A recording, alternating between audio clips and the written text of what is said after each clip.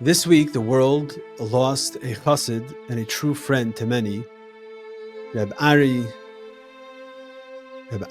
ben Reb Shn HaCohen Blesofsky.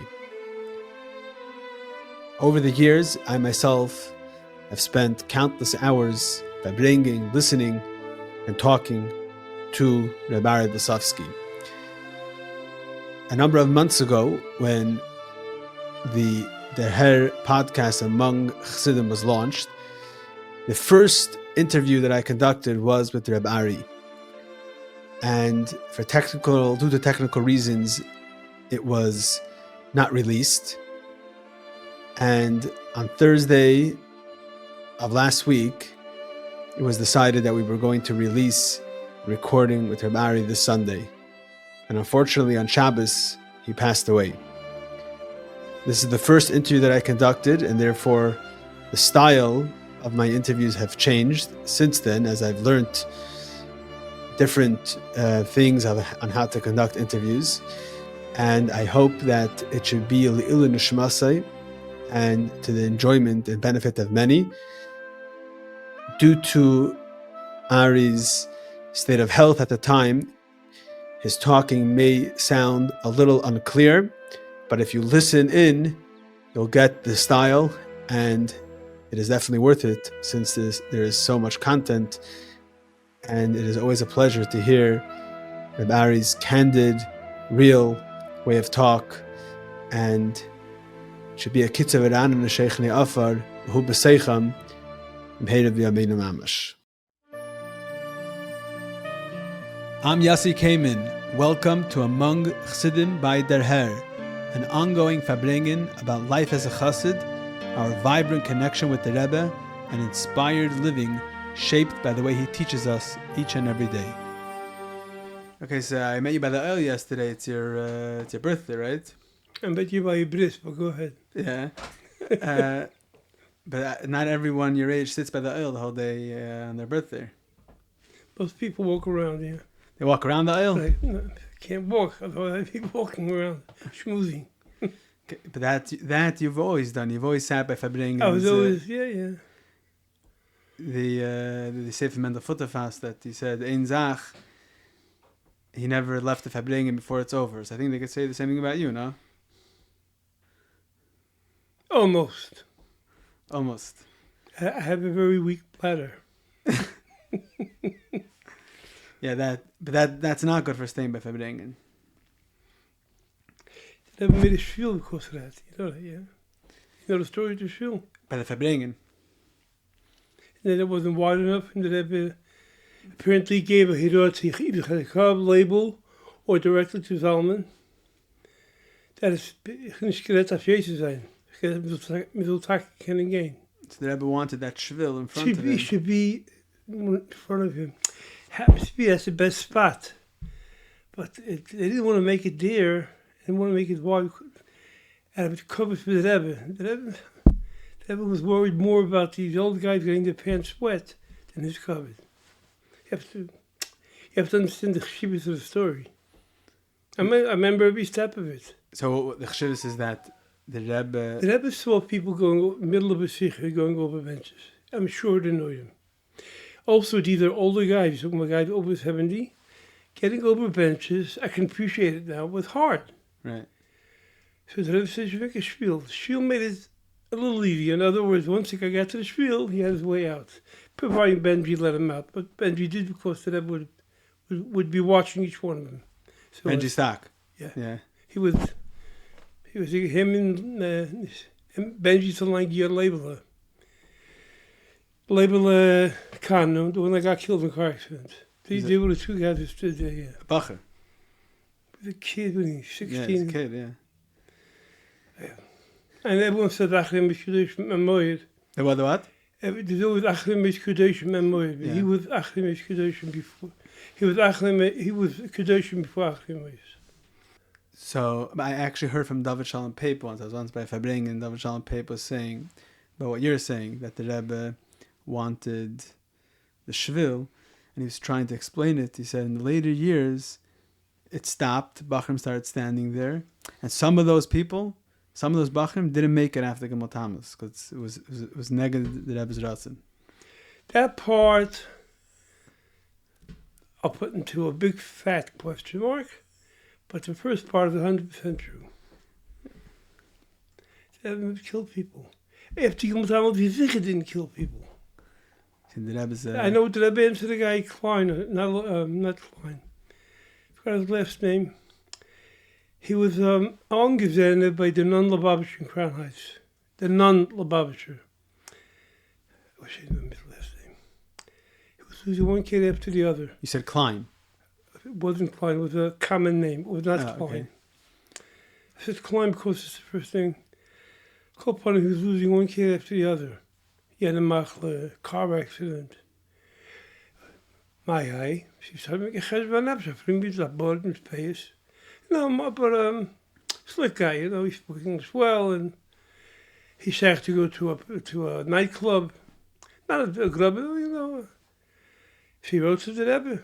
What did he do? He was on Gezen, and he lived on Montgomery, where Gansberg lives. If you Gansberg, the next house, one of those big houses there, there's 2-3 big houses. He moved out. When he moved out, a lot of his friends moved along with him. And this is after Chavtes, Lamed. He moved away, and Lamed, whatever it was. He made a chesh, maybe because the Rebbe paid them. He had a long answer from the Rebbe. Ki yudua ein ze darki bekach, klal. But him stai b'sarusei, the Rebbe gave him eat it. It was a long answer. It went public then. You think the Rebbe's a gutter and the Rebbe's not going to... Here's the Lashon, V'zeh lo inyoni klal. It's not mine. That's why when I hear stories about the Rebbe, after Gimel Tammuz, they started lining up because in the section was going, verkehrt, yat mechayev. Give me my But you see by the previous Rabbeim, there are stories like that there's Kepedas. But you're right that there's a lot of chassidim that would write to the Rebbe like, oh, there's a Kepeda, and the Rebbe would say, there's no Kepeda. I don't have a Kepeda. But this guy was an on the Babasher, so but the Rebbe knew who he's writing to also. The Rebbe, besides being a Rebbe, was a smart Jew, very perceptive. And he happened to know the guy, he came to Keshe Bracha. Not every time, but he was smart enough to know it's a good place to go. He was friends with my Shvaga Harold first. You get the idea. You know Harold first? Yeah, I know him from you. Okay. You mean you know him? I heard about him from you. Oh, okay. He's the one that said, "I'll have a beard for both of us." The what? When they asked him why he doesn't have a beard, you have a Shvaga Melech. Yeah. He said that Melech had another beard for both of us. Ah. That was his line. The depths of his, whatever. And your Shvager, Melech Zwiebel, he also learned chassidus for the whole mishpacha. He learned not only for Harold, he did for... Abenbed didn't need Melech. Abenbed was a chishing man. The one that passed away a year ago. Yeah. He also didn't know him. You know of him. You know him now. No, I know his children. You know Yossi. You know, both. You know Shalom. Yossi. You know Shalom. No. Shalom happens to be here now. He has a daughter in Florida having an upset or something. I guess it's in the winter there now. In the summer, to have off, yeah? Australia's off now. Oh, yeah, I guess it's backwards. But he's a Rebbe, he can't just walk out. Right. So your brother Aharon Blesofsky, he's saying Garotene. He was from the Kanim, he had him 2 hours a day, every day of the week. He what? He'd have him 2 hours a day. Every day? Every single day? He'd have him 2 hours a day? Shabbos no verbringen, 3 hours. In Australia? No. Oh, when he was a Bacher. He continued in Australia too. He went on Mitzvah film till about 3 months before he passed away. Oh. Every Friday, no. And he had to schlep Bachman to help him. Nobody pushed him. He was when he had his bar mitzvah, my father was a fresh, brand new Lubavitcher. He was born in Tafshin Beis. My father became a Lubavitcher in Tafshin Beis. In Tafshin Beis, your father became a Lubavitcher? Tafshin Yud Beis. 10 years later. But in the beginning, you don't become a Lubavitcher and you jump into everything. But by Yud Daled, he was already into everything. Coming to every pavilion. He lived in Crown Heights? No, he lived in Williamsburg. So you were born in Williamsburg also. I was born in Williamsburg, and he used to schlep me every time. You would walk from Williamsburg. Can you imagine? 5 years old. I mean, not right away, not when I was 3, when I was 7. So I had my brother, Abin on one side, Shmulu on the other side. He also lived in Williamsburg. And all my shoes were always given in front. I didn't walk. You schlepped sich. Yeah, good. I enjoyed it. For me, it was fun. You know, the vibration of the toes. You know.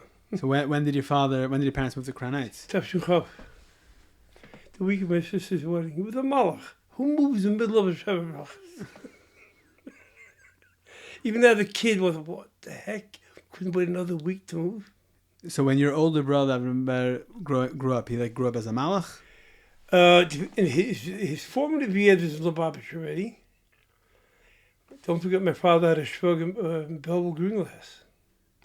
So my father became a Lubavitch more and more, and he realized I didn't know your shrug is Belleville Green Glass. Belleville Green Glass is his wife and my mother, sisters. Oh, wow. And now, it's ultimate. That happened a long time ago. Yeah. Belleville was a Ben Yochid. He took piano lessons. He didn't go to gym, what is it called? Gymnasium. He didn't go to gymnasium, he went to Yeshivas only. But his parents were, father had full beard, aber stateshne. You have to understand those days. From Yid wouldn't touch his beard, aber that meant that sein. He sent him to piano lessons, violin lessons, and had a good head, a very fine mind, good imagination too. That's why he's such a good storyteller. You ever watch his tapes? I've seen the videos. You've seen videos of me tapes, videos, yeah. I was pretty close with him. But you didn't learn in Montreal. I never learned, but I never didn't learn in Montreal. The Rebbe called him my Makubal.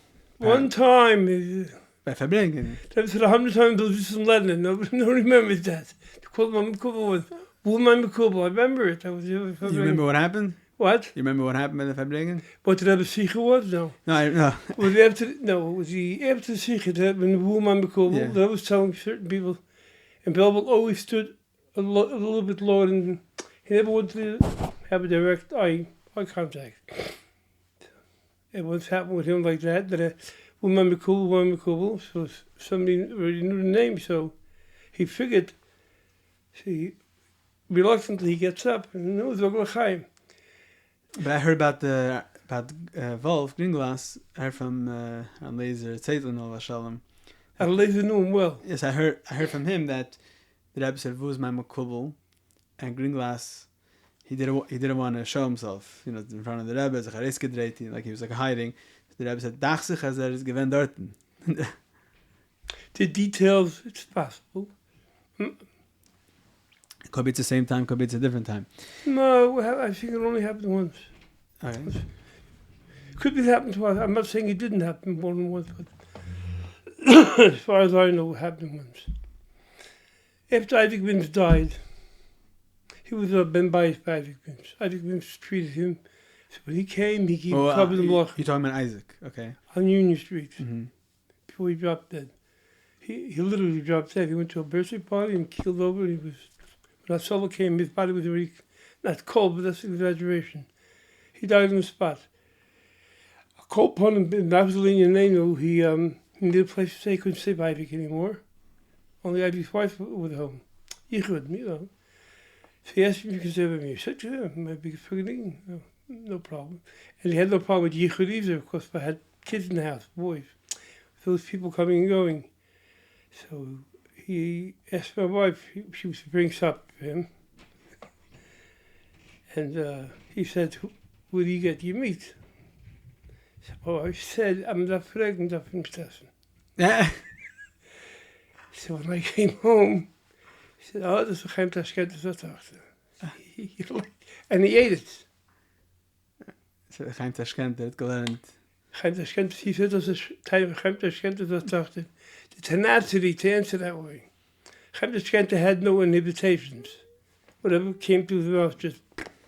Everyone thinks that Chaim Tashkent was a very physical Bacher. The Bacher wasn't a bum, but he wasn't... I don't know what his turning point was. I think when he lost his wife, it broke him. He lost his first wife. Yeah. know who she was? It's not your shviger. It's not not your shviger. No. From that wife, she had one daughter, passed away less than a year ago. Her name was Luba. Her father was Shomber Budnuov. He spoke a deep Russian Yiddish. He was cousins with all the Raskins. His mother was a Raskin. And when the Rabbitson started arriving in Melbourne, he moved to the other neighborhood, where Hadass, what is it called, the other neighborhood? Hadass? Are you Australian or anything? There's two communities. There's the Lubavitch area. They call it, it's not Lubavitch. It's like Lubavitch. That's like where the Polish live, I think.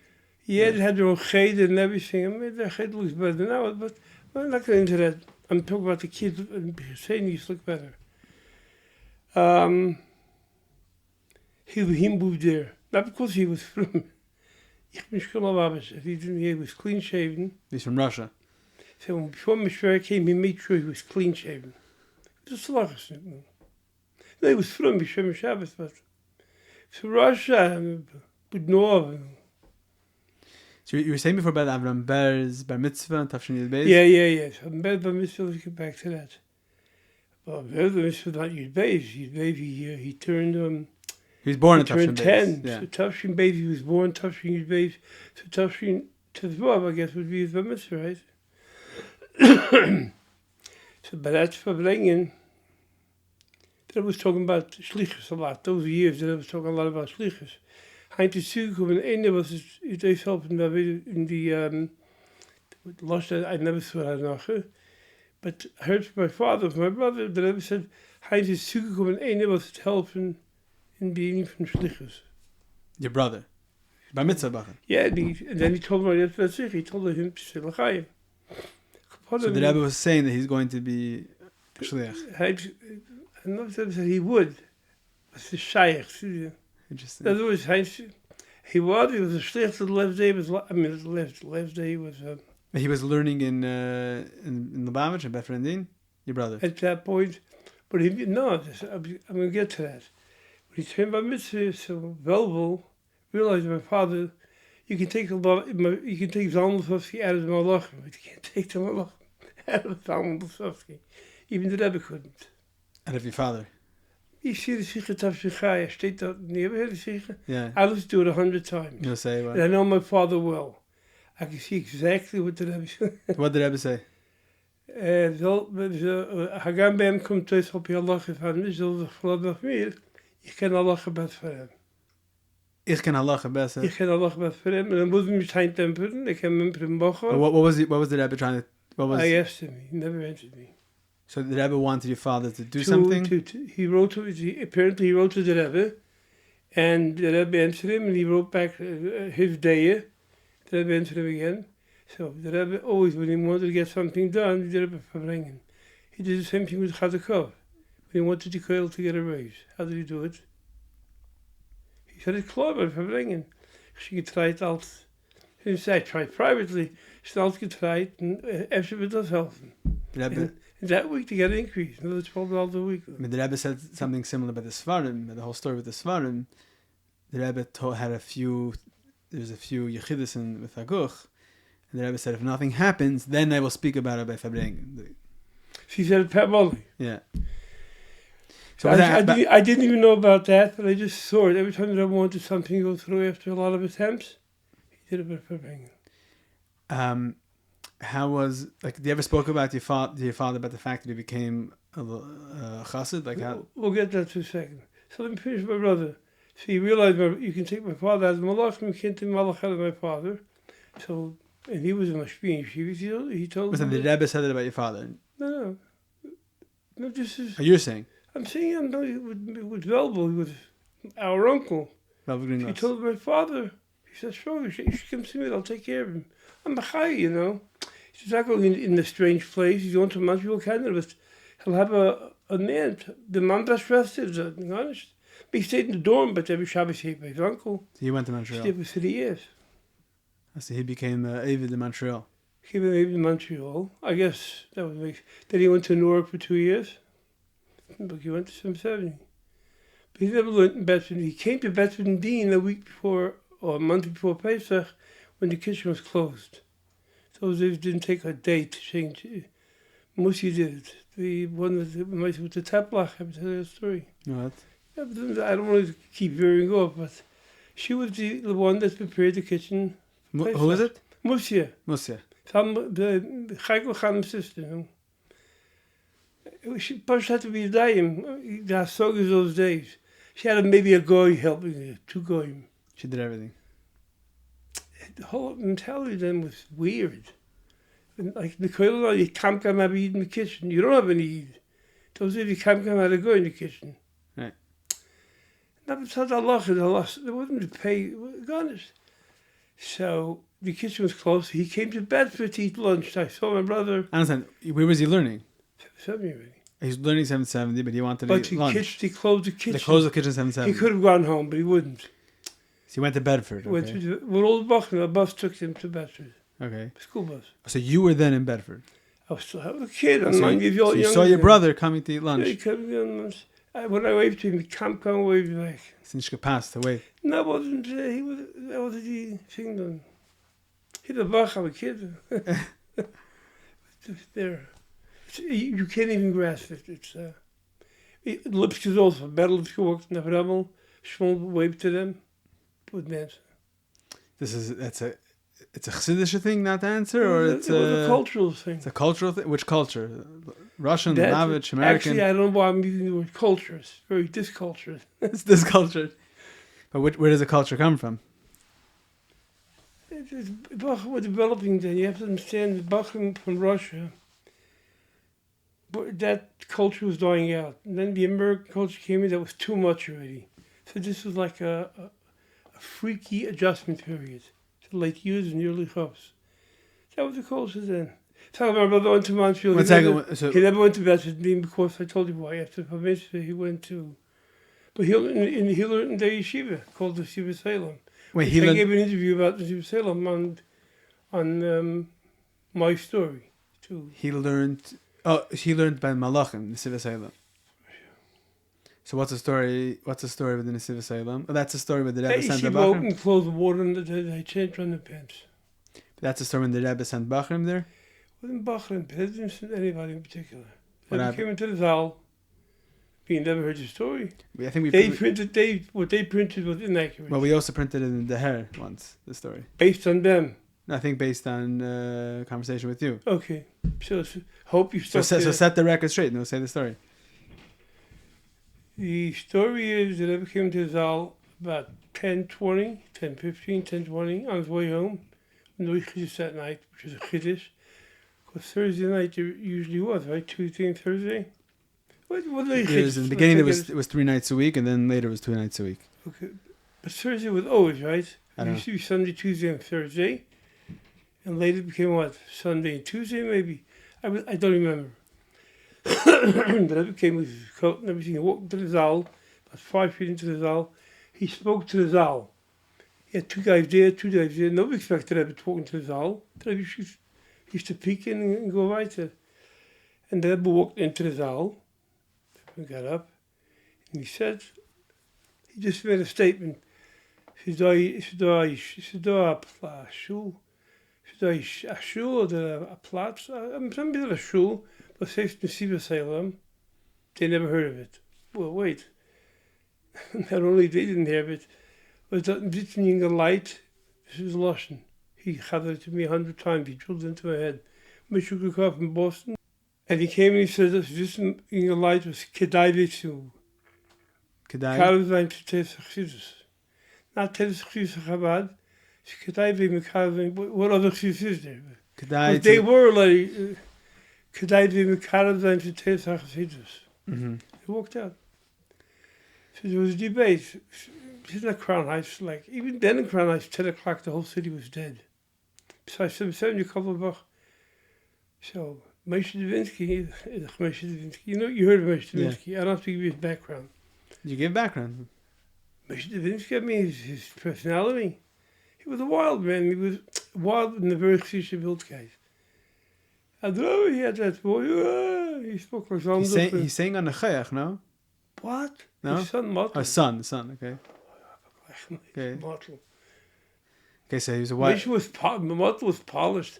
Moshe was everything but polished. Okay. And they went to Williamsburg with the bus 44, stopped on Marcy and Keep Street, whatever, Hooper. They didn't even know where to stop. They went out. I think so. Moshe Kov. Moshe Dubinsky said to them, Ah, "Dat heb ik gemist, dat ik geen jetzt." no. They said, "We're going now, but it takes us at least 20 minutes to get there. Bus is right in the corner." Ging ze nemen bus. And he said, "Daar heb ik een huisstuffing in." Okay, he made a point. They went out. Took a bus, came to Williamsburg. Hit four guys. I always forget the fourth guy is. But the three guys I do know is Moshe Gurkov, Generations, and Moshe Davinsky, and a fourth guy. But he tagged along. He was a tag along. I'm not saying anything bad. I'm not saying who it is. Okay. 4 guys went. The last guy you don't remember. Okay. He came to Williamsburg, got off the bus. They asked people in Sivas Salem. Nobody heard of it. Sivas Salem? The Blue Jubber did this. No one heard of a shul called in Sivas Salem. They put in 20 minutes into looking for it. It was already after 11 o'clock. The later it gets, the less chance it is.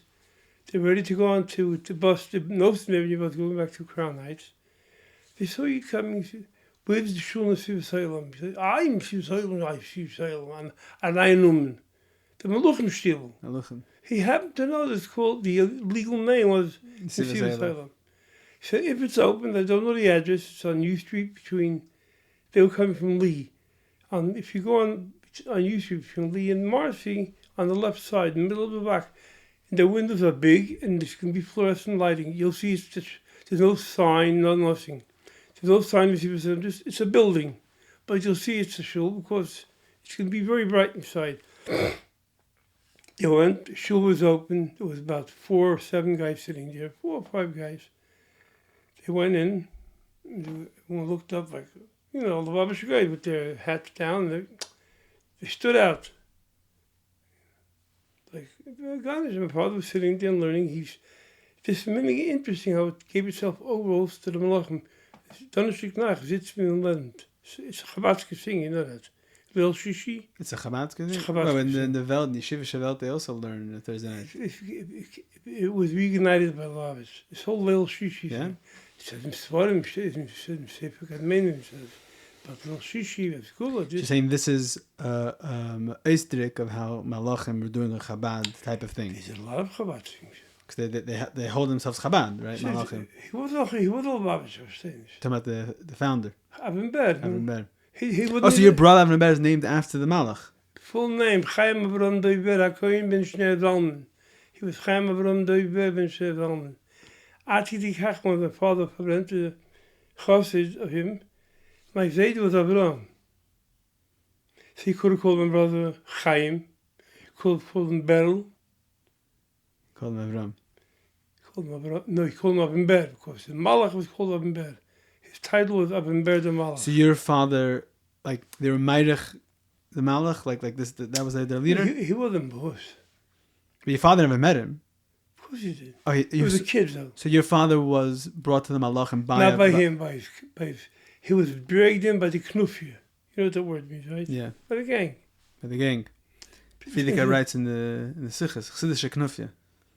Yeah, the Fiedeke used a lot. And so he knew him from Tel Aviv. So your father was in Tel Aviv, and there were Malachim. And there were 2 guys there, that Mendelowitz, the founder of Tel Aviv. That's Shia Mendelowitz. Schrage Mendelowitz, yeah. He wasn't a verbrennt in Schrage, but he was a Lutvak in the Benes. But he knew the yeshiva has to survive. He was open to Chassidus, though. He's let Yisrael Jacobson come. Yeah, the story, you'll change your mind a little bit. Okay. He brought 2 guys to his yeshiva. He brought Jacobson, because he was here a long time already. He spoke English. Maybe you would ever hear Jacobson talking English. Yisrael Jacobson once told my father how he learned English. He said that every day he would read the New York Times until he understood it. That's what he said. That's how he took a hard paper. New York Times had a high vocabulary. Okay. Yeah. I called upon him. See, he was the 2 guys. So the Malach and Jacobson would come to Tevedas. They would hang out. I don't even think they got a check. The guy couldn't even pay his Rebbe. They were giving shiurim. Yeah, but Shurim, he didn't like that, but he wanted there facing Shiva because all the other Magidi Shurim were Megulach. So he wanted like he wanted he himself had a beard. Yeah. You see all the pictures, but so he attracted a certain element of Achim. Everyone with their problems, their issues, whatever. And this Knupfi dragged my father. Why my father? At the end of the day, my father's father, Aharon, believed that God never touched his beard. He wasn't an Americanized Bacher yet. He wasn't a Lubavitch. He wasn't a Stone either. He wasn't? So what was he? He was a type of that boy. Your father's father? Father's father was a Kalina. Kalina, yeah. 7th generation Kalina. So he had a big beard. He had a big beard, never had a long beard. He had a beard and he wore up brim. Shabbos he wore a velour hat. So you're saying your father was already attracted to this because his father is Rabbitson like that also. That's why he was a candidate for these boys. For these Knufia. Right. He weren't taking an American boy with clean shaven parents. Yisrael Jacobson with did. a mother without a shaitel. My mother wore shaitel and they wore full beards. He would only eat chol Yisrael, the whole 9 yards. Yisrael Jacobson was Mekarev like a real American boy. No? Yeah. You're saying, but Levin, the Malach wanted. Malach, he didn't look at them. He wanted the chassid. He didn't continue. It was even the Rebbe Rashab was already more Mekarev Frayed than he was. Than the Malach. Like not as much as Reb Levi, but Reb Levi, what went on in his house, right? It was Chabaras. Yeah, but he had people that played piano sometimes. During the meal, they went into the next room and played piano. They were told not to, but we stopped. Yeah. But Mamash Ufkiklet Nikatinislav was a melting pot. Melting pot, yeah. There were chassidim there also, I think. There were a lot of writers there, a lot of artists. There's a lot of... As the years go by, we're finding their articles. He'll get a Levi. They all came to that wedding, the night of the Rebbe's wedding. That was the crowd, these people. So what's with so your father's in so what happened to your father in Mekarev? He passed through a tough Tzaddik chef. The Malach. And they didn't want the Knuffish to fall apart. Without leadership, things fall apart. Right. So they bought a building. This building. 1 second. It wasn't him? It wasn't his chassidim? He didn't use the word chassidim. They were Mikorabim. His job was to be a Rab in the Bronx in some rundown building shul. He was getting $60 a week. So you're saying when your father's sitting there in Williamsburg, when these Bachram showed up, it's not like the chassidim... He was like He was in high school. Beis Medrash. By the time he got to Beis Medrash, they already opened their own yeshiva, and not a formal yeshiva, in the Polish yeshiva, which is, I forgot what street, right off the vision. The Polish yeshiva was a place that was open from 6 in the morning till 12 at night, like the Shemesh Shabbos shul on 13th Avenue. Yeah. Open the whole day, and they had their corner where they sat and learned. It was 12 guys, 14 guys. Father was one of them. Then they bought the building. They made their own million. They were happy. I think my father was the only Kohen from the whole group.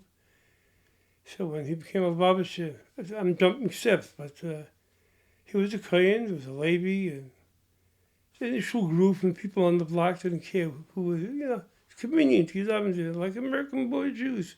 A lot of people don't do good on this block. They weren't that good on this. It's a show. It's on the show, yes, on the block. So my father davened here. He got married very young. Got married at 20. He was born in Pei Aleph. He got married in Tafshin Aleph. And what am I up to? So he stayed in Malach and in Tafshin Hegel. This interesting story between my father and the Rebbe. I don't know if you went to Kantar. I never asked him. Your father had a shachs in the Rebbe before this whole story? Facing Tafshin Hay. Tafshin Hay, he's going to have a second stroke. Right. My father was an open mind, always inquisitive. So again, I don't know, I never asked him. He went Tafshin Hay to hear this Pavling that night.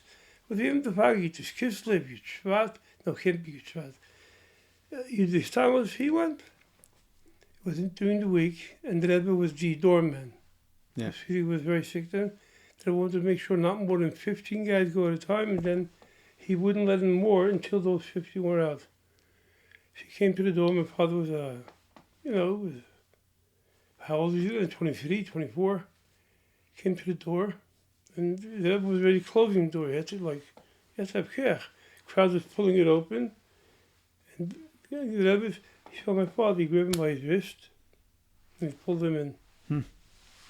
So that was, in my opinion, that was the beginning. Right.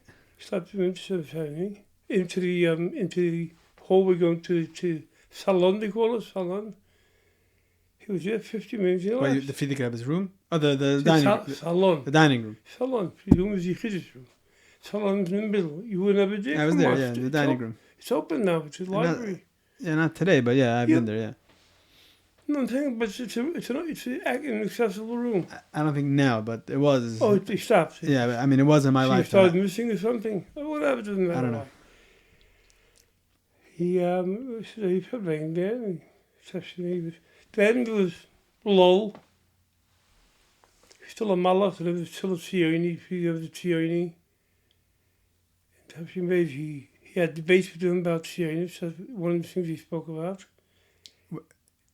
One of the debates they had, my father had with these four guys. Oh, and these guys that came that night. So they walk in and they start talking to and your father. And they spoke till 3 or 3:30 in the morning. Uh-huh. And in the morning, down Moshe Gurkha with a bacher, not a young bacher, but he was. And he put then the Rebbe spoke a sharp sicher, and he comes Friday morning, it's all empty. Nicht das hat ihn gemeint mit Leil Shishi. Yeah, that was, if he said, what did he say about verbrengen? He said to the Anon Yeshiva. So it became a serious, verbrengen the bacher should be there Friday morning. Friday morning. And it bothered him. He got up late. But she begashed me if he slept 2-3 hours. She came in 20 to 9, which is Friday Seder started at 8, but 30-40 minutes late. Comes right under the clock, this guy sitting there with a hat and a jacket. And he looks familiar because in the Malachim Shul he was sitting without a hat, without a jacket. So if you don't know somebody, right. She looked at him, je bent bekend. So zegt niet op, ze is bekend. Ah, dat is een dier. He didn't know his name. Your father said that to Moshe Gurkha. He said to Moshe Gurkha. Moshe Gurkha said to my father. Ah, dat was bekend. Het is bekend bannen. My father said, ze is bekend. Men dacht niet dat van Porsche. Oh, dat is een dier, okay. She says, why are you here? She says, we spoke yesterday. I want to continue the conversation. And the rest is history. Wow. So that moment, your father became a chassid. Which moment are you talking about? That night. That night. Also, Mr. Davinsky did this classic on my father. My father gave him Shalom Aleichem. He was, had a white beard already. He had a white beard very young. I don't know if you know it. Mr. Davinsky was born Yud Aleph Nissen Tov Reish Samar Beis. Are you aware of it? No. Okay. When did he pass away? He was quite old. Old? So he died. He passed away in oil, I think, after Gimel Tammuz. Moshe Davinsky? A few years before, give or take a few years from Gimel Tammuz. Okay. He wasn't a youngster. And that's his history. The Hainu, especially my father started coming to the Verbringen. They found out about it. They went to follow him. That every Shabbos was rushing after davening. My father Where's he going? Came late. Met them all. He's rushing after Shabbos. They smelled the rotten fish. They followed him. And they realized he went to Lubavitch. So he went to this story I heard from Simcha Zirkin. The opened out in Kadesh. Simcha Zirkins. The Zirkins are also from the Malachim. Right. He remembers. Not Simcha. Not Simcha. I'm talking about Simcha was telling me the story. Okay. For the young Bacher then. He opened up in Kadesh. B'Shem HaKol. The guy hid this category to the cat. They call it the cat. The cat. Oh, it's like the beginning of Chassidus. Called the cat. No, but they're the Chassidim. Right. Obviously the cat. Okay.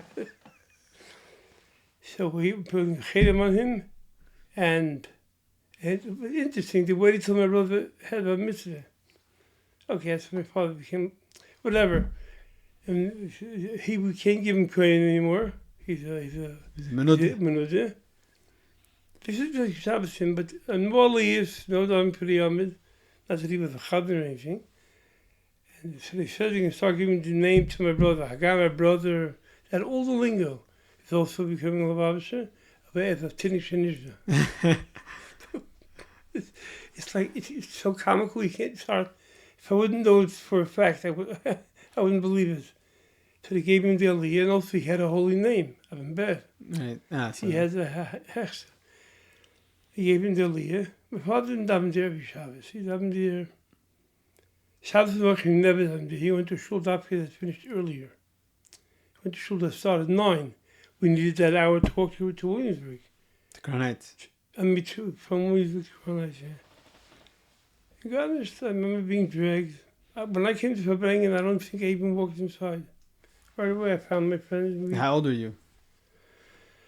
I was being dragged to Crown Heights after 6, 7 years old. You were learning in Lubavitch? Best indeed. I'm the only one from all my brothers that I was born. They were all born before Tafshin Yud.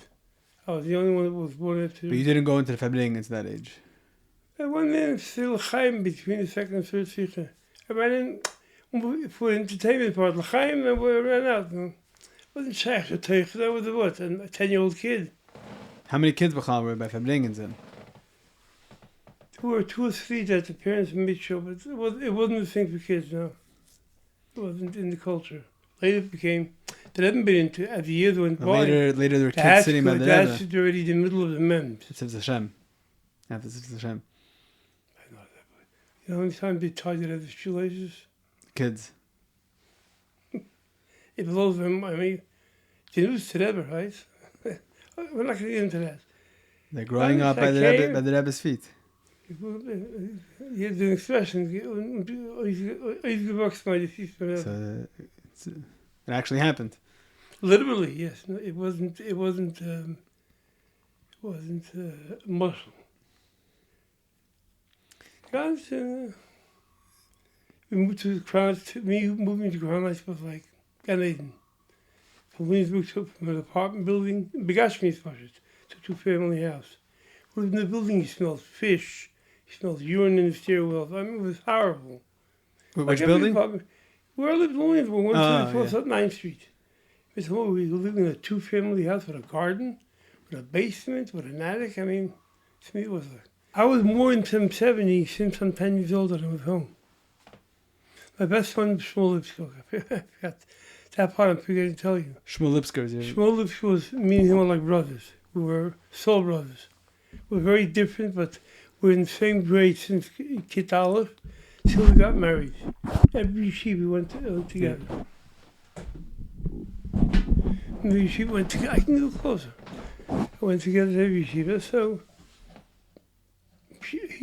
Lipsko, I don't know if you know it, they were very much into that, being into that Zaldams. Lipskos.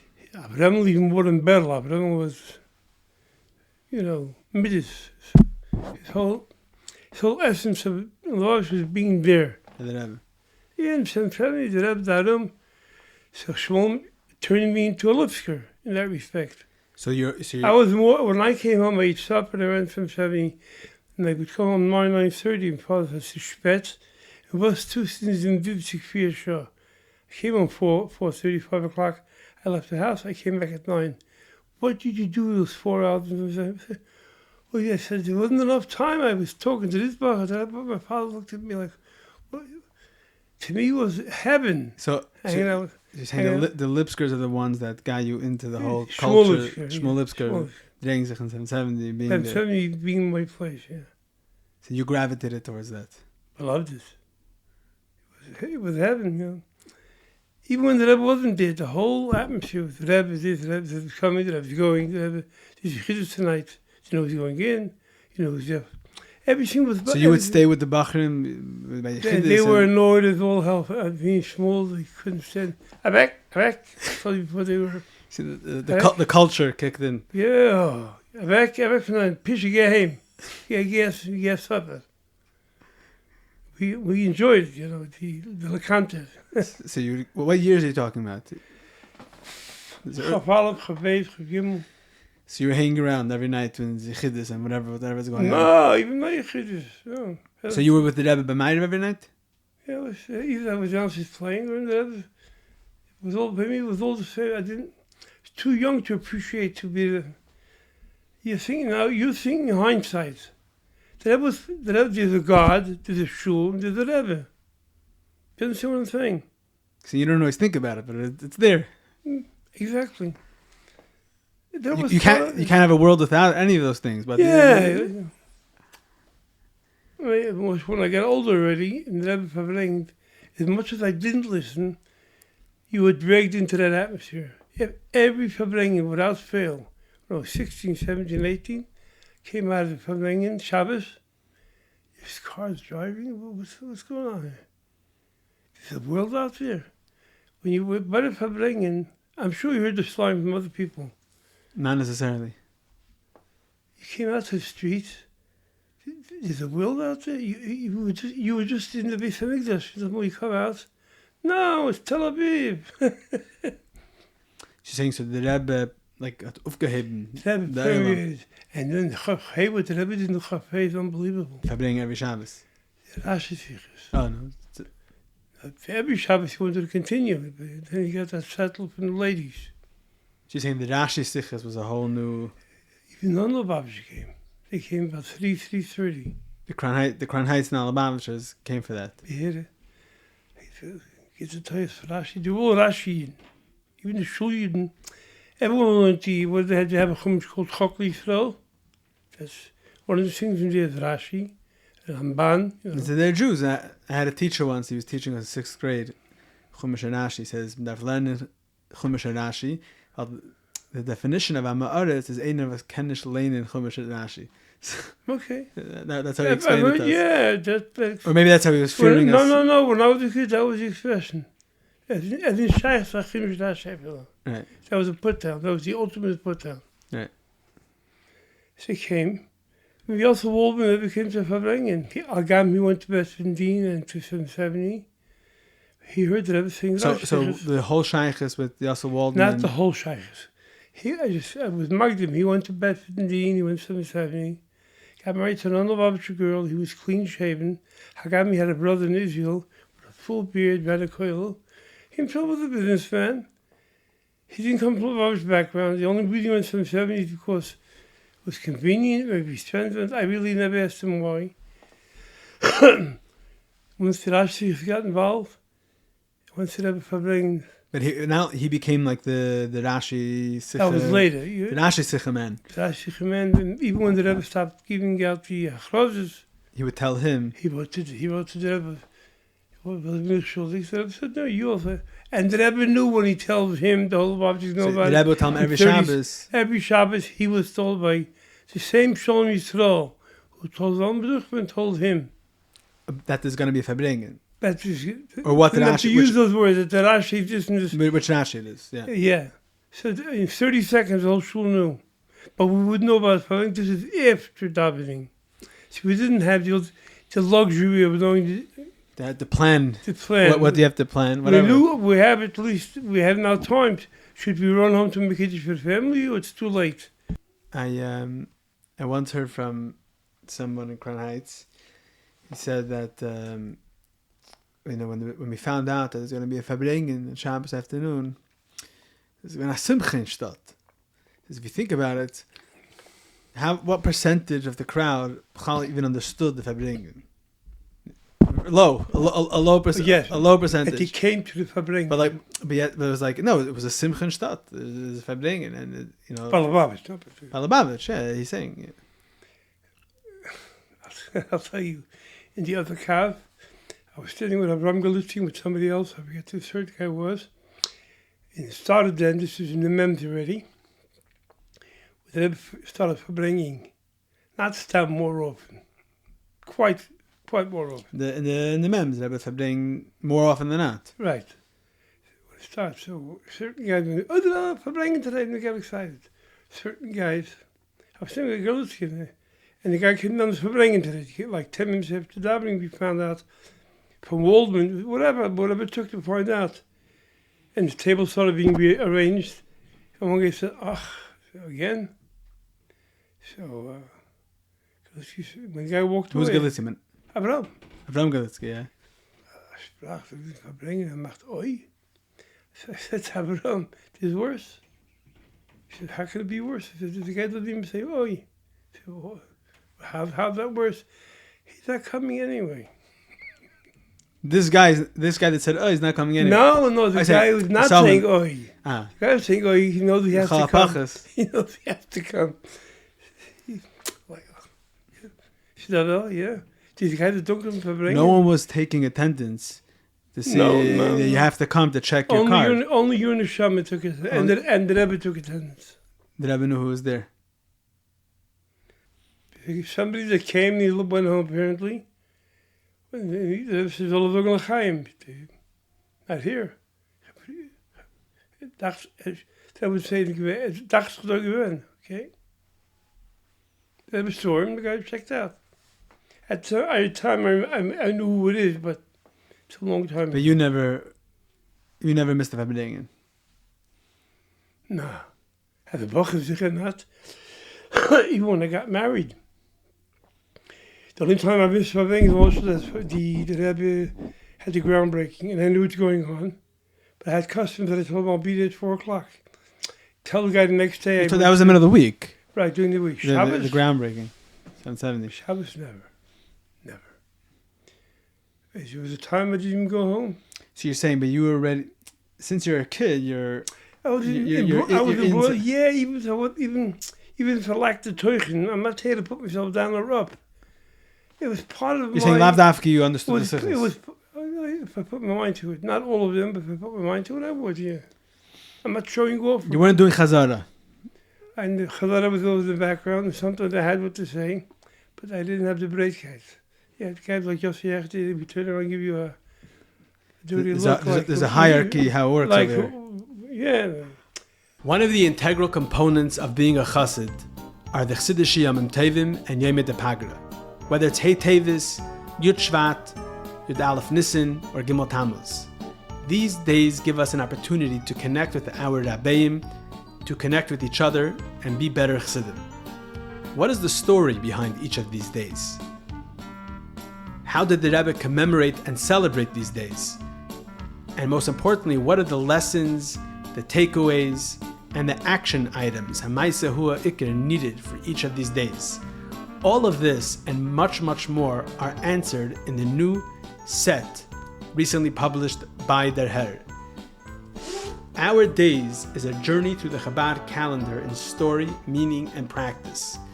With over 700 beautiful, glossy pages with elevated content, beautiful, beautiful photographs, you, your family, and friends will enjoy and live with each Chassidish Yom Tov.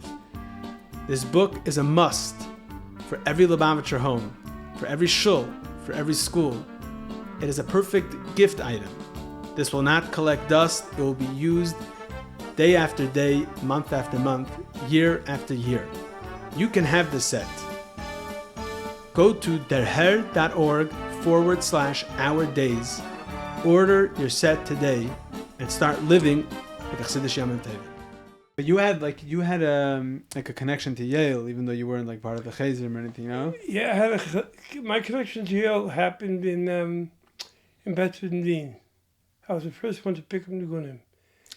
So where does he would never teach us a new nig until we knew the old one. Where does the whole menagnim thing in the Blesofsky mishpacha come from? My father's father. It's Yerusha. He was the menagnim son. Stalin. He was not a menagnim.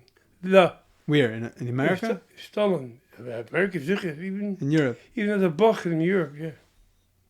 He had a phenomenal Chushnig. As a matter of fact, that saved his life. Oh. He was drafted in the Russian army at the age of 16, not because he's 16. He had a brother, David, who passed away at the age of 11, 12. When the draft, those days there wasn't computers or anything or telephones, came to his house to pick up David.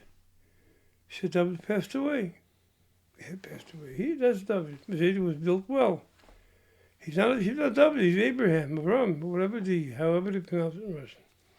They didn't believe it, they took him. They pack up and go.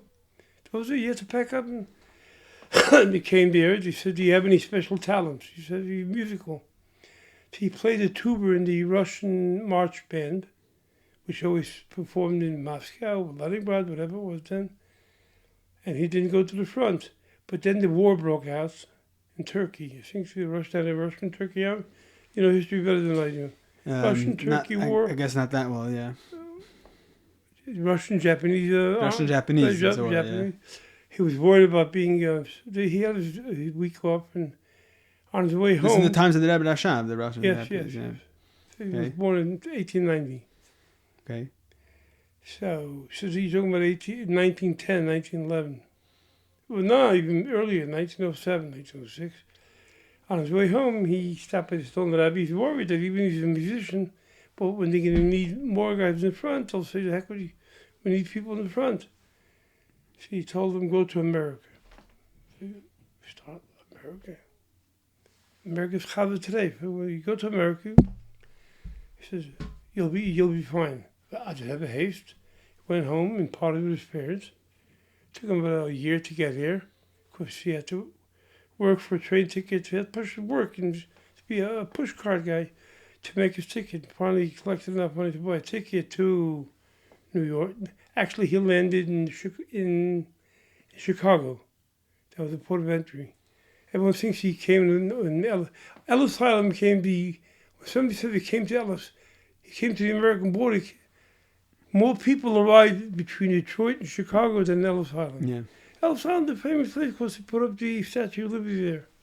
But most of them, he went there and his father's brother was on the dock. Oh, Abraham, Shalom Aleichem, how are you? Yeah, he didn't even know him. He knew he was there and he saw Bach for a shikl battle.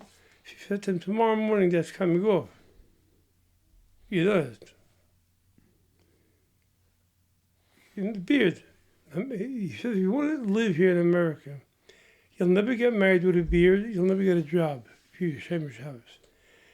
He says, let me worry about it. So he stayed with him for a few months and then he threw him out because he was more unemployed than employed.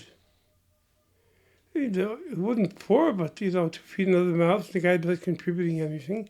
And he was more annoyed in the whole thing that the guy's not adjusting to the American standards. So he threw him out and he went on his own.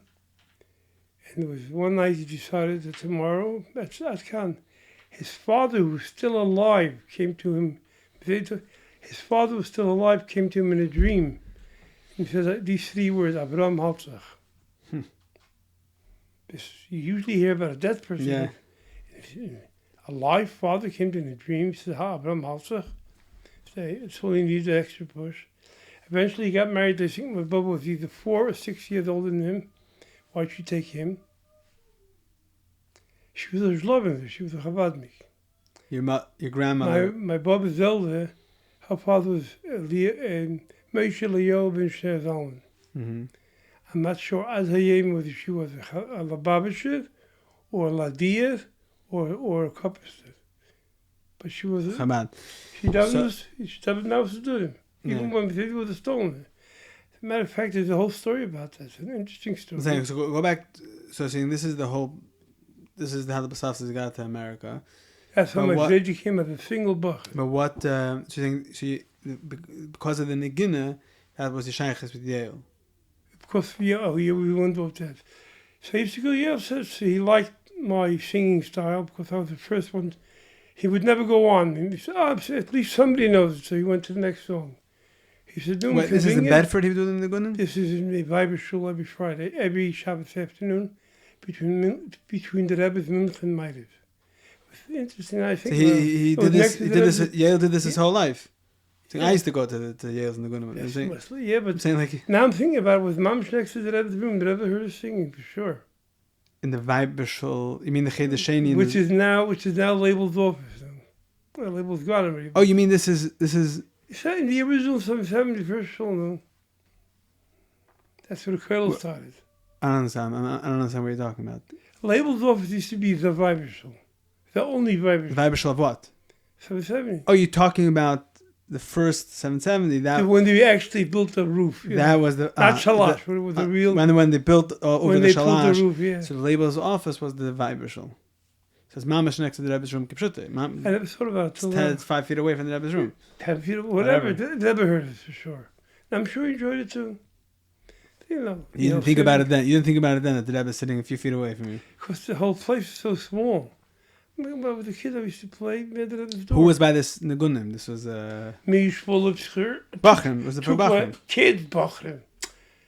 You call Bachrim 15 Bachrim? So it was Yale's students in Bedford that were coming to this thing. That's the boys, just from Mr. 13, 14, 15. It's very interesting that Yale, in those years, he was teaching young Bachrim. He wasn't teaching the older Bachrim. We weren't shy to understand him. Was he able to relate to people? In his own way.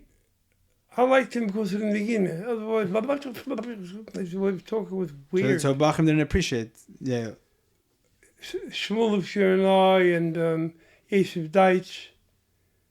Allah Shalom Salang. There was like 4 or 5 guys who got him. We got his essence. Not He verbring for you too, right? He told the stories as much as he can bring himself down to say it. He knew it's 15-year-olds.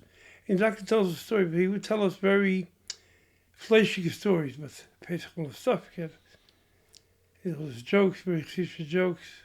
I think I mentioned to you, but I'll at least once. He also told us a story. Abach was acting like he's very smart. When he thinks of a funny story, he starts laughing. That's how he laughed. Dat was. Ik denk naar de bagger.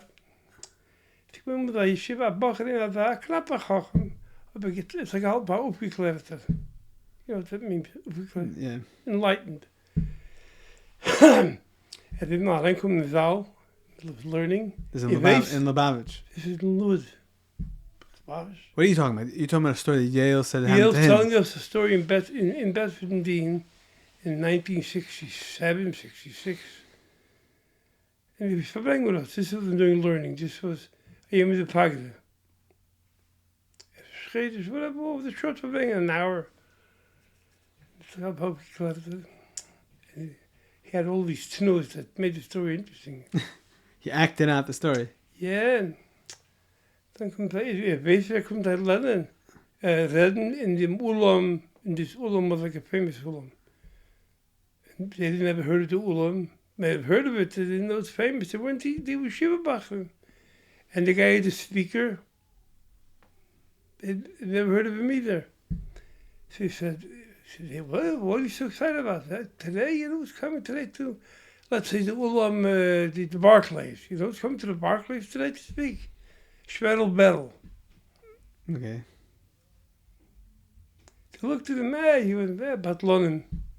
So Yale said the Bacher asked him, he's so smart, I think that Bacher was Yale, for sure. Okay. You can see from the question. So he said, look, let me ask you a question. He asked him Yiddish, but also in English. How far is it from, Yiddish sounds better, the joke, but I have no choice. How far is it from Moscow or from Leningrad to Tel Aviv? So on the spot, the guy says, astronomy is not my specialty. Astronomy. Astronomy, and they will go on. Astronomy is finish mine, the Yiddish word you use. That's not my specialty. Astronomy, finish my fach. In Yiddish, it's not my fach. And every time Bill told the story at least 10 times, he would start laughing. Astronomy is my fach. That's the punchline. The Ufgeklärt is calling geography, he's mixing it up with it's like, I heard that Pinchas Hirschsprung. So after he was looking nach a Mechama, you know, he gesucht a Rebbe. He was telling the Bachrim, I heard this from... He wasn't the only one, but okay. So I heard this from one of the Bachrim. I heard this from a Shliach, was a Bachrim Montreal. The world was totally destroyed. No? Right, so he's looking... So anyways, he went to a certain... The end of the story is that he came to the Rebbe, and that was it, right? You know. But he became a Rabbitson. Yeah, I'm saying... But where was the stepping stone? He was in Montreal. Yeah. I'm saying, so one of the things he says is he went to a certain Rosh Hashiva, famous Rosh Hashiva, who will remain nameless for now. And he goes to the Rosh Hashiva, and the Rosh Hashiva said... Him don't go. The Rosh Hashiva said, before you talk to me in learning, you should just know, disclaimer, I only know the Yeshiva Shemesechtes. And Hirschsprung said, nach 5 Minuten, I saw, das Eichet kann nicht. Das kann nicht. Yeah. It's It's a Hirschsprung line. He loved Rebbe, by the way. Hirschsprung. First, he loved him for his Yiddian Taita.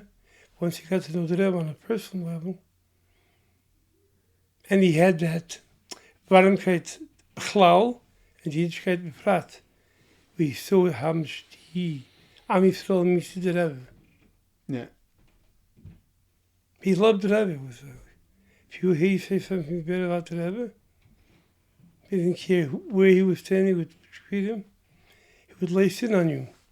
You know the story of Moshe Weber? You know Moshe Weber? Yerushalayim. You know who he is. Yeah, from Yerushalayim. Right, he went to Fabrengen. There was a new Sefer Rambam coming up. And it was either the day before the Fabrengen, the day after, or that day. And I went like this. The Agdom from Rambam in the Rebbe was like struggling to, a lot of people like to, I'm using the word struggling for lack of a better word. So everybody's like, some people knew it. Some people had it on the table. Is that kind of, Yeah. like with the mufti, you know? Yeah, okay, yeah. You know the story with the mufti. Yeah. Father, that's my father also, I told you The before. Rebbe wanted them to correct. Yeah, okay. Yeah, and my father the next week was the Gabai. And it was a complicated week with this and that, like 3 different muftis. My father took a chum, started inching it over to the Rebbe. He picked up his wife and gave him a look. Ooh, he took that chum short. You just told us to do it. Yeah, doesn't mean kipshut, you know. Okay, no, so. So Moshe Weber said that I don't know which story happened first, though. Just telling you, he's the guy that was asking a bit of chachmas. He wasn't your Khan. He wasn't even a Springer. Okay, maybe it was cool in his, but the Rebbe was asking, and he seen the Rebbe not turning the Sikha. So he told the Rebbe perfect. And the Rebbe gave him a nod, thank you. Yeah, the Rebbe liked it. And the Rebbe repeated the whole pasuk and then he went on with the pasuk or the whatever it's called. The Sefer of the Rambam. I meant to say the Piske. Oh, you're talking about the pasuk and the Rambam. Right, he starts talking that Sefer. Yeah. It's really gekeken, one of them. Right. Wasn't that one, because a different one. So you're saying the Rebbe acknowledged it, like, appreciated it. He appreciated it. He appreciated it. He went like this to him. Like, How much? yeah. And the Elul was looking at him with dagger eyes. Yeah. The chutzpah. They have to know who it's coming from. Right. You know, don't be a live. You're saying if Aharon Blesofsky did it, the dagger eyes are warranted. If Moshe Weber did it, Exactly. then Exactly. He's helping the Rebbe. He wants to help. Yeah. Actually, you reminded me that there was a video that the Rebbe comes into shul, and the Rebbe's giving out coins to the children like he did, and basically the Rebbe's talus is falling, and It's out of whack. Yeah, and it even goes off the Rebbe's head. The Rebbe was very makpid. But the bracha. No, the Rebbe never. No, that's if it falls off. If it falls off entirely, there's a shayla with the bracha. But even the head, okay. But his was nice like that. Fell off once. Went all the way. Oh, he went all the way, yeah. The whole shul was talking about it. Davening. Did the Rebbe make a bracha? Okay, yeah. I'm a music. So the Rebbe is very makpid to always have his head covered with the talus the whole time he's in shul. Out of covers with the Rabbitson. I think so, yeah. It's like Sure. the Rebbe's not walking out with the big Gilui Reish saying the Rebbe has his head covered. It's a small yarmulke. Yeah. So the middle of the Rebbe, the talus is falling, and the Rebbe is, it's almost falling off. It's for sure it comes off the Rebbe's head in Gansen. Somebody wanted to be No. So someone put, and then even when the Rebbe gets to his place, the Rebbe is like fixing it the whole time. So someone posted a clipping of this video on WhatsApp. Someone else writes on WhatsApp, well, what's the geschmack to post this video, like with the talus. Okay. So then afterwards on the same group, someone else wrote, this went on one of the WhatsApp groups. Yeah. So someone posted the video of this. Someone else says, it's pasnish, what are you posting such a video, right? And That's the Rebbe. yeah, whatever. And then No, but the answer was that's the Rebbe. one second. So someone else wrote, actually, let me tell you a story that I heard from some Peilisher that was there when this happened. And he said, I was there, this Peilisher told me that he was there when this happened, that Rebbe's talus fell off. And that's when I almost, yeah. that's when I understood was his Malchus. Why? Because in any other kreis, if it was a Pelish or Rebbe or any other Rebbe, all of a sudden the Gabayim would run in to help him. And, but the Rebbe, all the Maskirim are standing around. No one tretzu. Pure Malchus. Beis Malchus. What happened, if you know the background to the story, that's pure Malchus. Of what? The Beis story. Oh, the Beis Hey. No, say the story. The Rash. The story you know, right? You want me to repeat the whole story? Say the The Rebbe came in. Oh, the law of Shabbos, not Mevorchim, not before we even the Pagad Nalipt. En we allemaal durchgemen. Met hem ook. De Machus. De Rebbe betein verbrengen. De Rebbe wil gezond zijn betein verbrengen. He was said, whenever he said the Rebbe, he said, so gezond zijn. As a matter of fact, my Maramuzgir, in the Maramuzgir, he wants by after verbrengen met de grooters. Iets uit zeiden we weten. De Rebbe, we tappen in Meijer. De Rebbe wordt benchen. Nog mensen. Then after he said the Rebbe would benchen, he said, "All gezond zijn." And the Rebbe laughed. Yeah. It happened a few times. Chazam Duchel made the Rebbe laugh a few times. Yes, There's a few stories. See, because he didn't do the shtick. As a matter of fact, but out of name, the guy who started making the Chlod left him, realized the Rebbe laughs. So he also did it, not because he was making a mistake, he would say the Rebbe all gezond zijn. Yeah. But when you say the Rebbe would benchen, all gezond zijn is funny.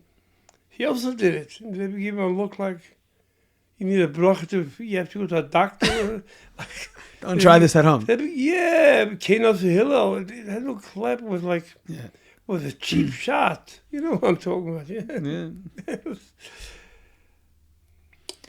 So what's the Maisa with the Rashi? So Zalman gets up When there. he got up there, he said, Rebbe wird heim verbringen. Rebbe will gesund sein, wir heim verbringen.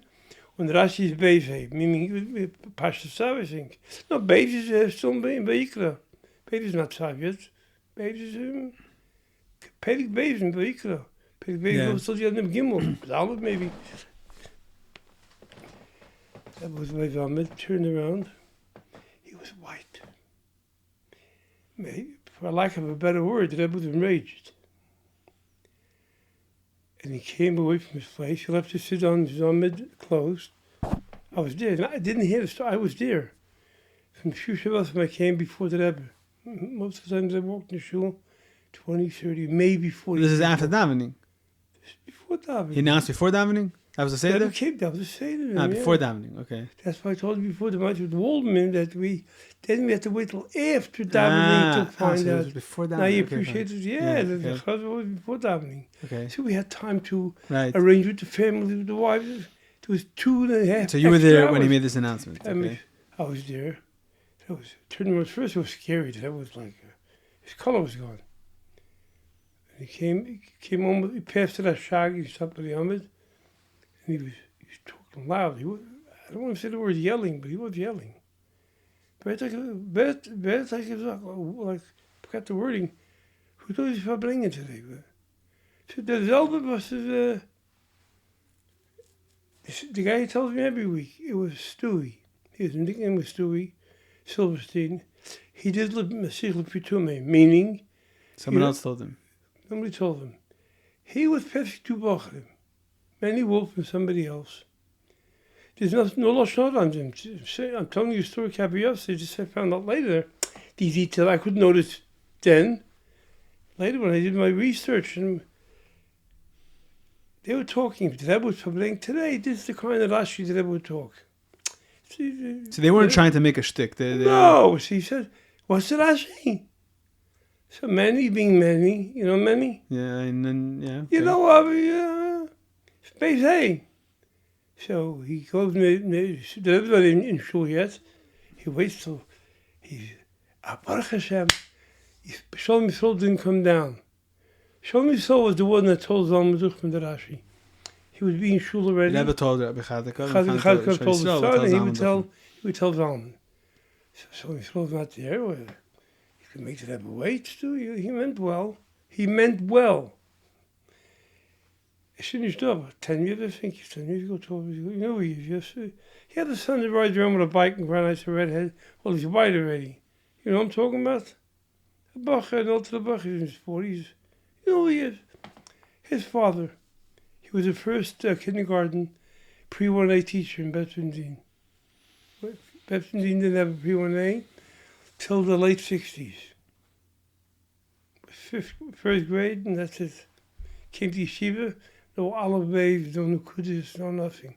Came to yeshiva, had a Rebbe, teach us olive waves, and by the time Pesach was around, you knew how to learn the Chumash Rashi already. You didn't learn how to read it. Yeah. But Rashi not so much, had no nukudas. So he came in, and he waited, and I'm high. So he didn't want to tell, he's going to save the day. He went up to Van Duchman. Nou, we brengen Heinz, PV. I mean, I wasn't there when he said it, but she told her, that was not going to go, met zich niet wenden, dat is het al Jiddisch woord. Met zich niet wenden in Dublin, bij de woche, met zich niet stellen Dublin, bij de woche, met zich wenden.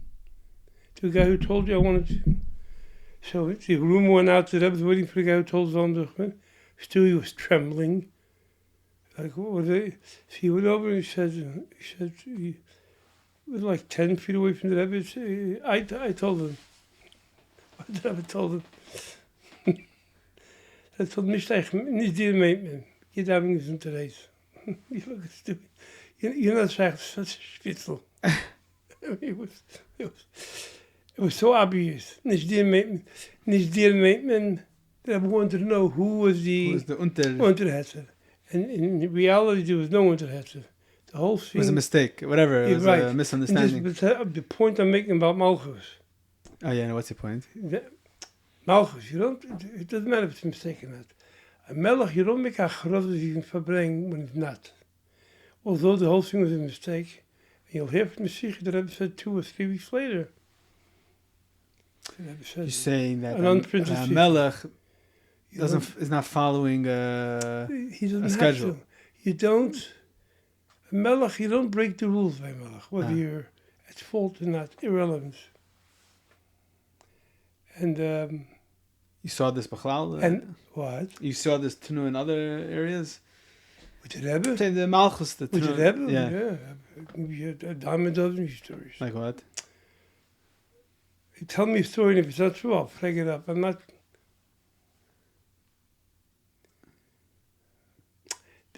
Going over the table, forget that's a Malchus. When the Rebbe jumped over the table because he walked into the chefs after coffees. You heard the story from me 100 times.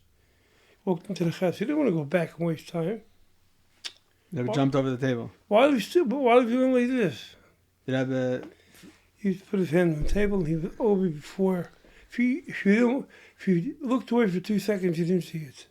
No achonus, no running. There was a table in front of the Rebbe, and the Rebbe there was a chefs, and then put his hand on it, and it was over the table. He's over the table. But that's, you can't do, the word Malchus doesn't fit here. Malchus, Melech walks, kingly. But this is more the Rebbe's Tanu, like going over the gate on Tashlich. Yeah. So we come in the Rashak Shvar come the Rebbe down, the Rebbe even look at him. He called the Rebbe Schwager. Finish gesund. The Rebbe's mom was upset. He told the Rebbe, finish gesund. The Rebbe didn't, not only the Rebbe said, don't worry, he didn't answer him. That wasn't it. He went by his place, he waited, and then he turned to There was one time that... it was 20 after, he turned to the Baltzviller. He went like this. Because somebody showed up. He was waiting for that guy to come. There's another thing that guy, I forgot to tell you, that guy ran to his room when he heard. That guy's not stupid. Ran to his room, hid under his bed, and he pissed in his pants. He was trembling. Right. He sat down, Mr. Shabbos went to the mikveh.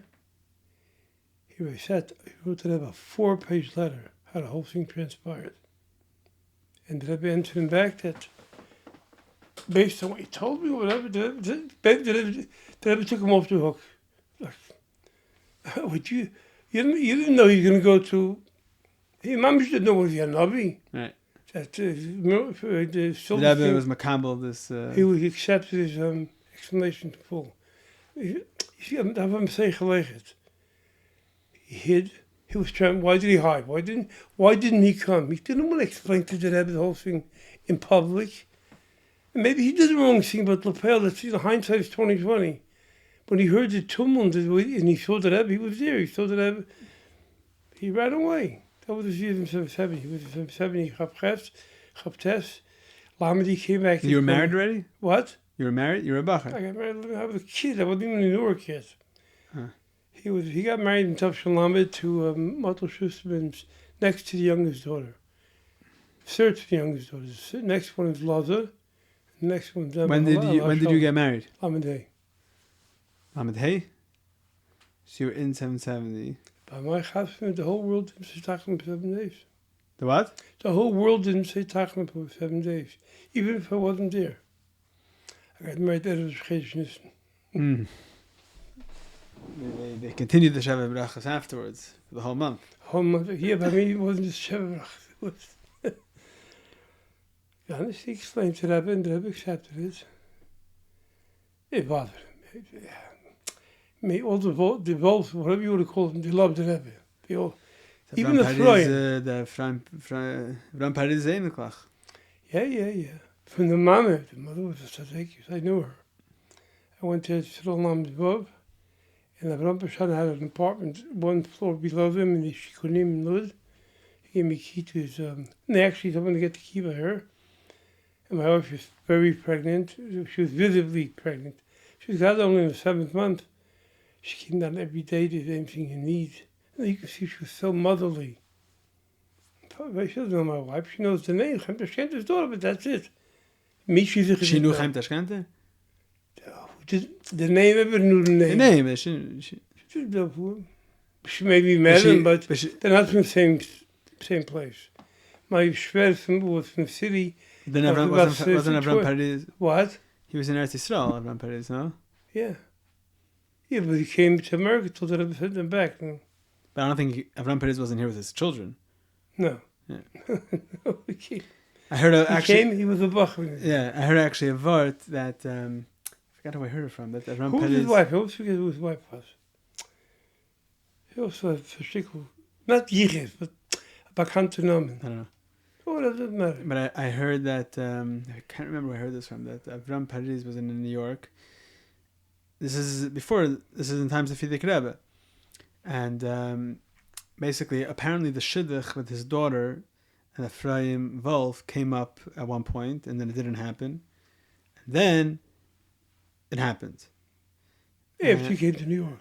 While he was in New York, it happened. Apparently, So Aharon Paris came down from the Frierdiker Rebbe and said, "Darf stellen verbringen." Why?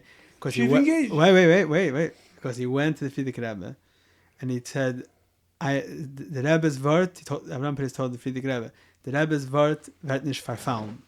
Because he was Matzia the Shidduch a while ago, and it didn't happen, and now it happened. Did you know was a Frierdiker was Matzia the Shidduch? Yeah, that you didn't say before. Yeah, sorry. That song came from Frierdiker Rebbe. That song came from Frierdiker Rebbe. It didn't happen, and then he asked him again. So he said, "The Rebbe's word wird nicht verfallen." And the Frierdiker Rebbe answered him, "Unser Wort wird nicht verfallen, nicht mal Mailo und nicht mal Mata." So this is like Frierdiker Rebbe's typical line. So he heard that from the Frierdiker Rebbe as a word. So you can them machen verbringen. We just say a gilu from Frierdiker Rebbe. The Frierdiker Rebbe did things like that. You know the whole. You know we say Lam Natseach. We say Lam Natseach when there is no Tachlan. Right today, Pesach Sheni, we don't say Tachlan. Right. So it's printed in the Till. You know, Yamim Sheinim Tachlan. You mean the Siddur? In the Siddur. In the Tillim El Yosef Yitzchak in the Siddur. Oh, okay. The Lubavitcher. In the Tillim it says. No, in the Tillim El Yosef Yitzchak. The Kahat, that's not the Tzemach Tzedek. The Tzedek is a different Tillim. Whatever, in our Tillims, it's printed that you say it just as a fact. You say it. Oh, you mean the one? I don't know if you know it. We didn't do the type. Yeah. So, how did it start? That company was named Shem Shabbos. That company that did the Tillim that they bought it from. The original, right? Yeah. So how did it start? That's a chiddush. Frierdiker Rebbe said, this is comes from Uncle Yossi, from Yossi Goldstein. And it's actually, I'm pretty sure it was printed in the article that we did in the Hair from him. The Frierdiker Rebbe was in his room upstairs, and he said, in America, that in a day that they don't say Tachlan, you should say Lam Natseach, Kapitel Chav, after davening. That's how it became a Lubavitch Minhag. That Frierdiker Rebbe said, Look at that line. Yeah. So in other words, he never wrote this in Structure was a verbal Aber instruction. mit dir gewinnen mal Meile. It was a verbal instruction, not a written instruction. Yeah. But also the language that the Frierdiker Rebbe used. I got a Meile, they told me. The Rebbe didn't use such terms usually. When he spoke about his father, he said it very often. That's what me gesagt. Even the Rebbe copied that later. No, the Rebbe said about the Frierdiker Rebbe, mit dir gewinnen von Elul. The Rebbe said that twice. The Rebbe told it once. Twice that we know about. Yeah, the Rebbe told it Rashag once. The story with the dresses. Some years behind Baruch. She said one story that I remember him telling me. He asked the King James some stories from all. She said one Shabbos they went away. The Alunkite was big, a Magdalene that. They only had house coats. So the whole week they didn't go out. Girls didn't hang out in the streets. They stayed in the house the whole day, sewing and cooking, whatever. But they had dresses. Oh, Shabbos was even shaykh to go out with us. Bizarre Beit Sarab. They put on their wedding dresses. They all had wedding dresses. There was a lot of weddings for the Schneersons. They went to every wedding. No, for everyone, they went to a lot of weddings. So the parents were gone for Shabbos and they were told not to leave the house. That's a folding.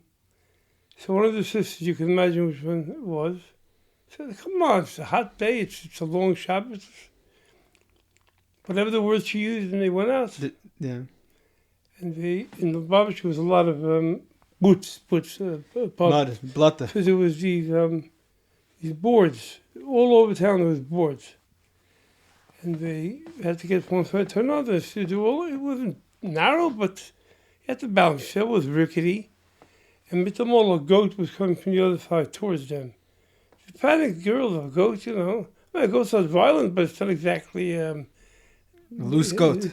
A loose goat. So they lost their bearings and they fell into the puddle and the dresses. They can't cover up now. When the parents come home Sunday morning, they can see they were outside.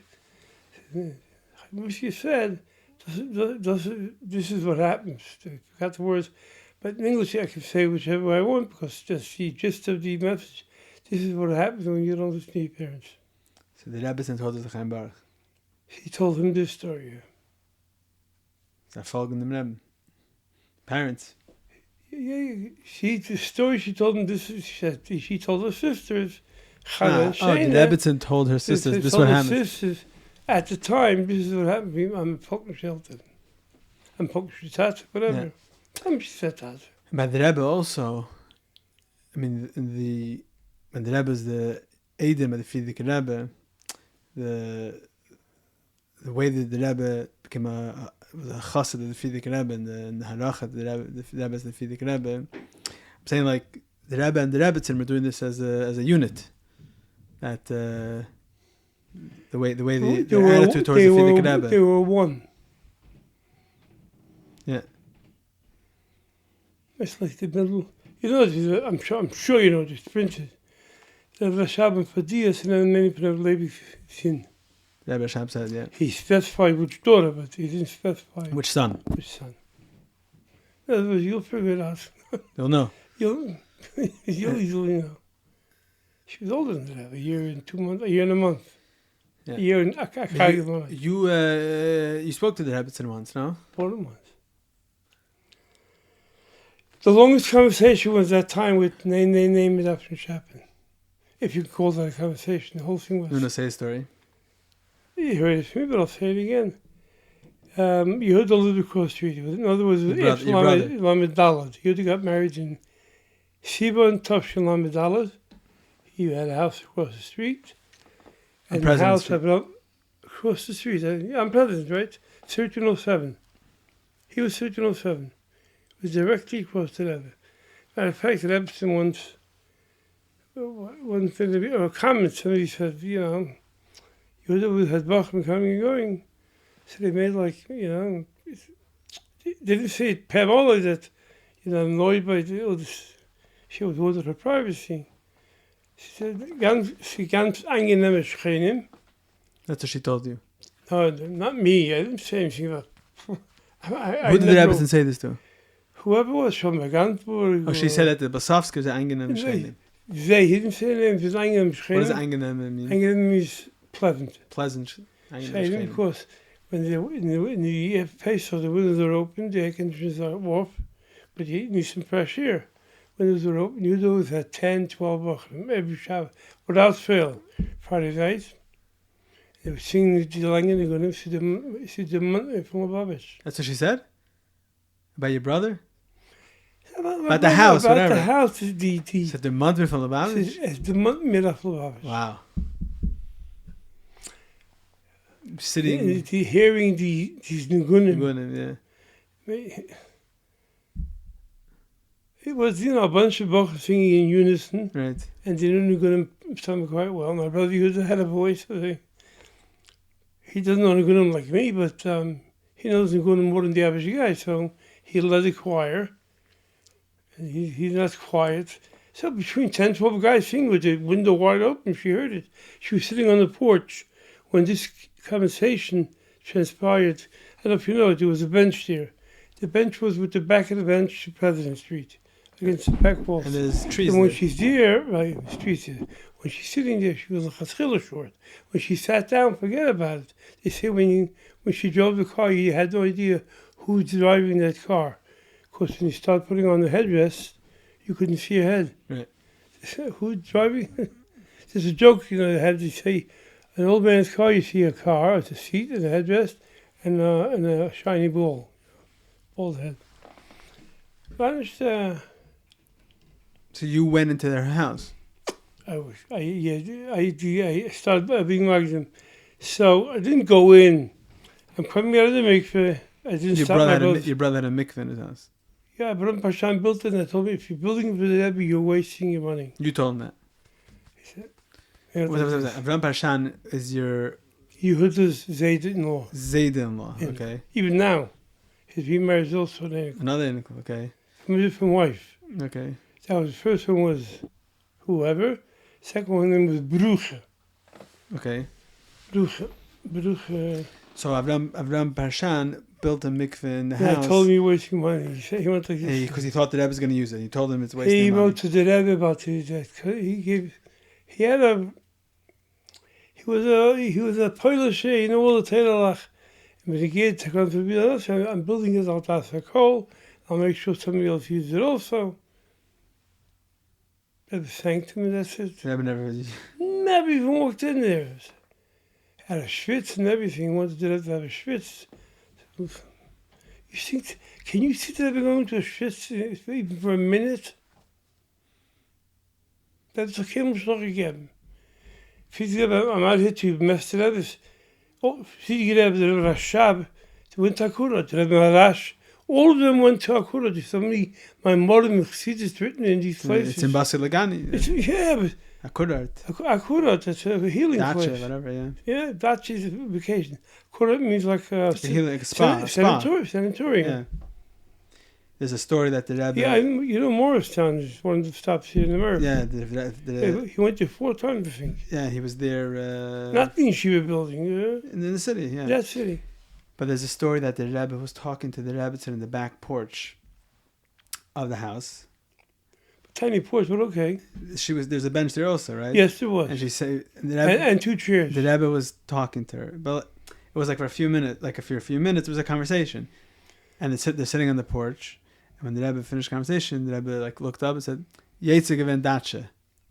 In the backyard in Brooklyn, talking. I never heard this story. Okay. Yeah, so that's the extent of the Rebbe's Dacha, talking to the Rabbitson on the porch. He spoke very sharp secrets about Dacha. For the country, yeah. He made fun of it with the flies. We have to open the windows and let in the flies. And Yeah, especially... it's not like today. It's not like today we have mansions in the Catskills. Yeah, but a lot. You went from a normal apartment to a 2-room apartment. We had 6 kids and parents, basically in the same room. I mean, it was like back in Russia. Like you're going back in time. That's what the Rebbe says. What are you going to the country? You have. What are you trying to accomplish by So going? there's two things. First of all, the Rebbe said, it's like what Tikkanim said today with certain things. So you stop. And the second thing is the crime started going up, and being in the city was a bad influence on the kids' Yiddishkeit. So to be in a country where at least it'll be Uh-huh. in a protected atmosphere. So I don't know which one outweighs what, but the Battle of Kusinfir, that's it came out cheaper too. He never went. He never went to the country. Never ever went to the country. Even Maskiris would go to the country. Labels went every year. Yeah. Binyama went every year. Yeah. Simpson, I don't know if he went. I think his wife's an American, didn't I think Binyam did go to the country. Yeah. Binyama did, yeah. Not him. She did. Whatever. He stayed. And if the Rebbe didn't Fabring Shabbos, he No, he stayed. He stayed At always? the mosque. Yeah. 1 second. So, you told me the Rebbe, you were saying a story that you went to the Rabbitson, to the house. Yeah. We dressed it up again. So Gandalf said, Blesofsky. I said, yeah. Can they become a help in the stube? I said, if the Rebbe's there, I'm not going in. The Rabbitson was sitting there. No, she wasn't. Oh, okay, fine, yeah. Standing on the sidewalk by himself. Spike is on the porch. You know what Spike is? Oh, the electric guy, the wire guy. The wire guy. He was an electrician by trade, an electrician, and he did the mic. What does the microphone system have to do with an electrician? Nothing. But that was the closest thing that the barbecue could on. So he plugged it in. I can also plug it in. You buy a box. It used to squelch in the middle. Don't ask. It took him 2 years, and he finally got. By the way, he was part of the Chabad. 100%. No, I'm saying like I see in videos. He's running the mic system, right? So he has a position. He can stand there, and he chaps it up his shiraim afterwards. Like first. He's not stupid. Yeah. He knew that it's gonna come with benefits. That's what I'm saying. He did the mic. That's why I say he's not stupid. Yeah. Does he have kids? Yeah. Not Rabbitson. His 2 daughters and son, 2 sons and a daughter, whatever. He was a survivor. He had a number. He was a numbered Jew. So Zweig is sitting on the top. No, he's standing there. She said, I said, I've the Rebbe door. And my fellow mother screaming, what if the Rebbe's in the front room? The Rebbe left 50 minutes ago. Okay. The Rebbe's in the house from... the Rebbe's in there, but the Rebbe's in the Rebbe. So I went in, Zweig says, I need help up to the air conditioner is working good, but the wiring is somebody installed it. He wasn't... Whatever. He installed an air conditioner 2 years before that, and it burnt out the plug. He had to put a new box. Apparently that box wasn't built for such high... I'm going to the technical reasons. Apparently I had to change the box. So you need somebody to help me slap it. That was a heavy... That was the air conditioner that cooled off the dining room, living room, and the salon. The kitchen doors were closed. So it cooled off 3 rooms. It was a massive unit. Okay, I'm a young bacher and I have care. I'll help. I went in, took it out.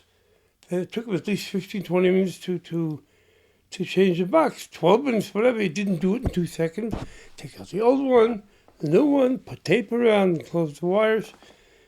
And I'm standing not far from the air conditioner, also not far. Did you ever hear the word telephone table? You have no idea what I'm talking about. A table with a telephone. Table. It was a small table. Small table with a tiny little table. And the phone was beyond it. But on that thing where the phone was also the Tanya from Tofshin Hay. Fat covers. Mm-hmm. It had a napkin stuck in it. And to me it looked like it was the chitas of the day. Yeah, out of curiosity, as any typical bacher, I don't know if it was Rebbe Tanya, the Rebbe Tanya.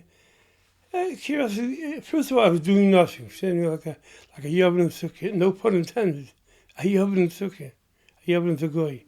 I'm in the Rebbe's house, not comfortable. So I started inching my way closer and closer to the Tanya. Why? What do you want Just to do? to flip open What do you want that to page and we'll see what paddock it's on, that's all. Why do you want to see what paddock is on? Excuse me, the napkin sticking in, it looks like it's Chita. So you wanted to know if it's the Chita's page, there's a napkin stuck in there on a certain page.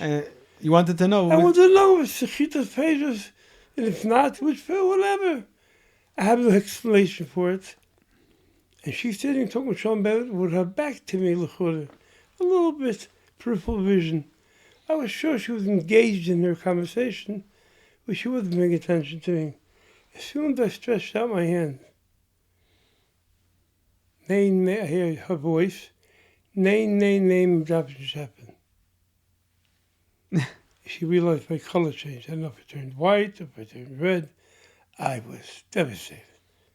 If the floor can open up under me, I would like, God, I didn't say anything. Like, I didn't mean to. The more you talk, the worse you make it, Just shut up. She realized my discomfort.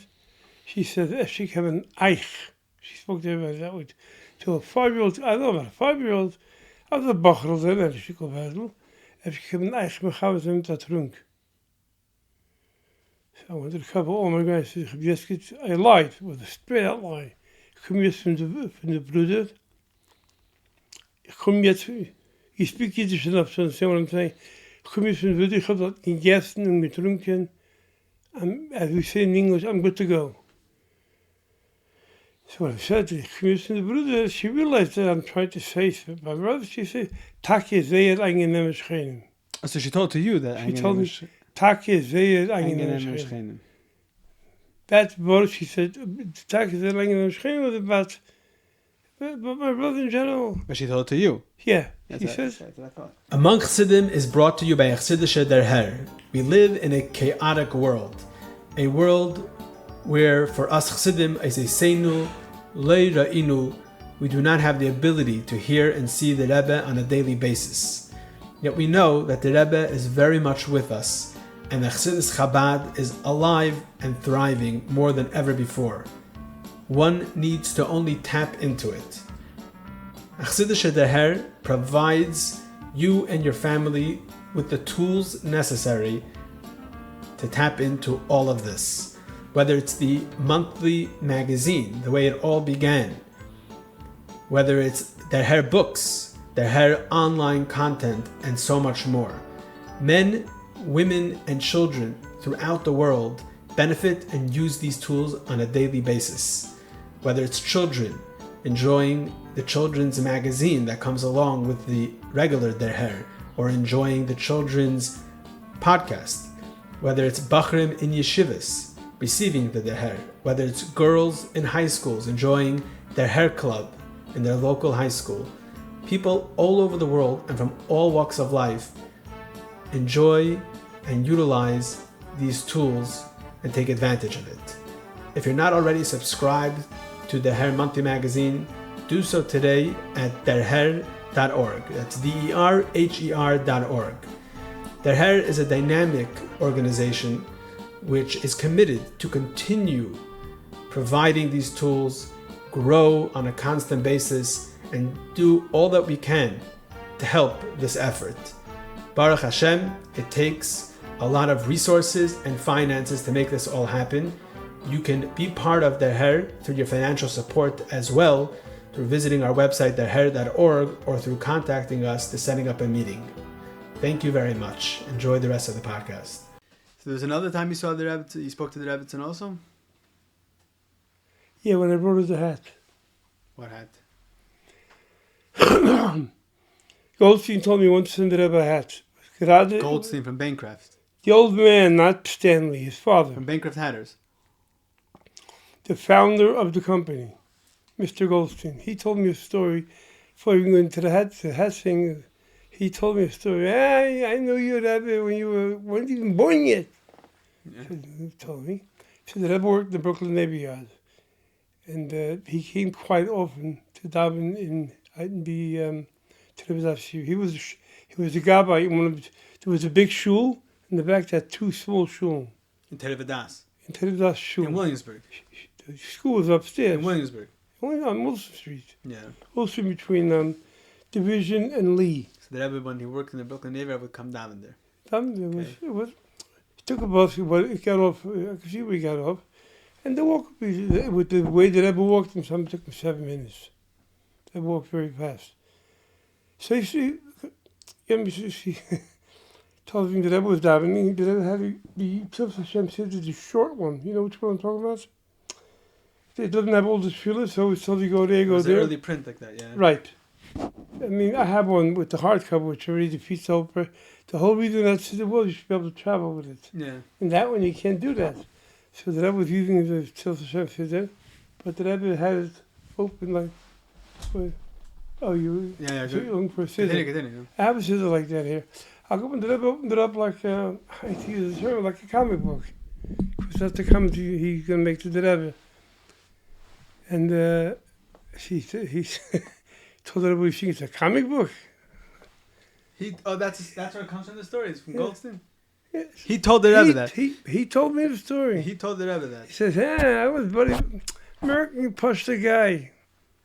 So, honest. I told the Rebbe, you don't, this is a city. It's not a comic book. You ever read a comic book in your life with the keys? The Rebbe didn't respond to him. Didn't answer. No. I heard the story. Chagapod, I want to tell you a story with the hat. Yeah. She said he wants to send the Rebbe a hat. He knows the Rebbe's side because they got a few hats too.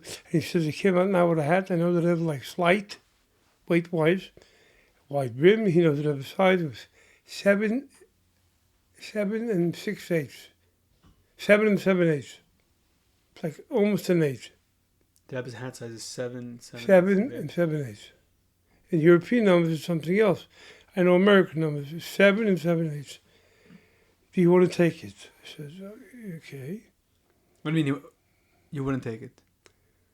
He wanted you to take it. He wanted me to bring it to the Rebbe. You were punked there? I was in the store. You went to the store, yeah, okay. With a few blocks. You knew him? I knew the neighbor. He knew me, Blesofsky. I bought my first hat to my sister's chassid. I bought by him. And I'd been buying by him till my wedding. But even later. He knew the people. We're 5 brothers, so we got to know him. You know, we all bought hats. My father bought his hat by Felco. They didn't have my father's kind of hats, you know, brim up. Yeah. Even my father, not really. Remember my father? I see the Zirkin's hats, I know. Okay, he had them, but he didn't have a selection. Felco had mostly that. He also had hats for our Bacharim. So all the chassid Bacharim wore Felco hats. And all the Bacharim weren't so verspitzt or bankrupt hats. It was like, Hagdara, are you a Felco Bacher or bankrupt? In the Chafs, it was modern to have a bankrupt hat? Yeah. It was like a cool thing to have a bankrupt hat? Because the Felco hat was a hat you could use for a backdrop for a basketball game. And the other one, you threw a ball on it. If you're into your looks, you got a bankrupt hat. Okay? Yeah, I think it's still like that, by the way. It still has a name. Not bankrupt, Borsalino, whatever. Yeah, whatever. You get the idea. So I said, put him in a few weeks. I can't believe I have a hat. What am I? I'll come to have a hat. So why didn't you give it to Maskiris? He wanted me to bring it to Rebbe's house. Personally, okay. Make it a personal thing. I told him, just send him to the... Or he always had, like Stanley always had a cigar. He always had a cigar. It was a family trait, except the son didn't continue it. Remember the son? Yeah, I used to go to Bancroft. Yeah. You know who he is. I mean, Bancroft's a little bit... When I was getting hats, you could go here in Crown Heights, but I did go to Bancroft. To 30th Avenue, 44. Yeah. Burned down, very conveniently. I mean, the building burned down to... It was a crisp. It wasn't a fire. It was a fire. Okay. I'm not saying anything. I'm just saying when I saw the devastation, like what? Didn't the fire department show up like in time to save the top floor of a 4-story building? Like, hello? Right. I'll go upon him. I said, put him coming around. Let's make a schlachbanis out of this. So how much I said, Shachman, I can buy a bottle of mashko, which is about $12 for it, for 5th. And I knew the Rabbitson by Lowens, everyone knew it. Yeah, what? By Lowens on Rogers. That's where she would buy... That's where she would stand in line till when they found out who she is. They she would buy stuff in Lowens. Right, she would go herself. She wouldn't send somebody. Where was it? On Rogers between Crown and Montgomery. Where is it? By the bus stop there. In Crown Heights? Rogers. Oh, Lowen. Okay, yeah, Lowen.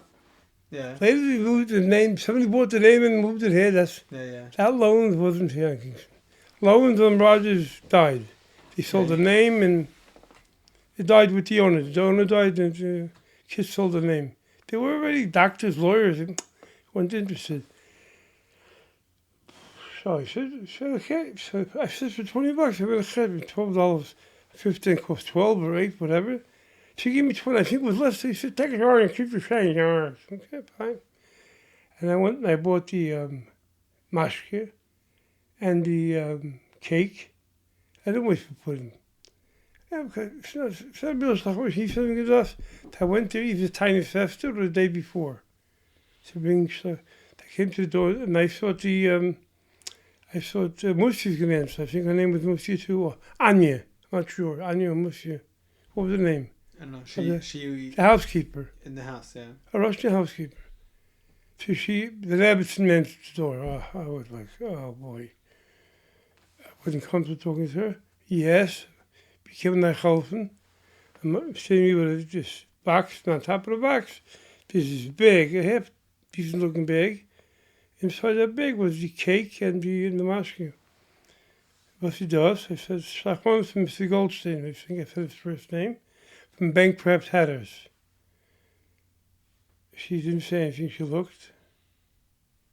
So like, I think what bothered also was that a Bach is bringing the Rebbe a personal hat. It's like fishing in the Rebbe's. She didn't like it. I can't read mine. That was the. That was the impression I got. Yeah. So, When you were a bacher then? The Bach. Oh, okay. I was very uncomfortable. I didn't want. Sounds like he said, "Who?" When he asked me to do it, my reaction was, "Find somebody else." No, I know you. I know you from when you were pissing in your pants. I know you. Do you ken me? Who am I going to send? Some guy? So you didn't feel that there was a. I think you picked it from the Rabbitson that it wasn't your place.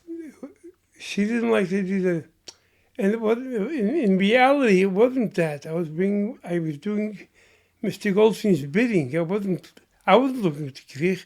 To the contrary, I was hoping she's not going to open the door. Yeah.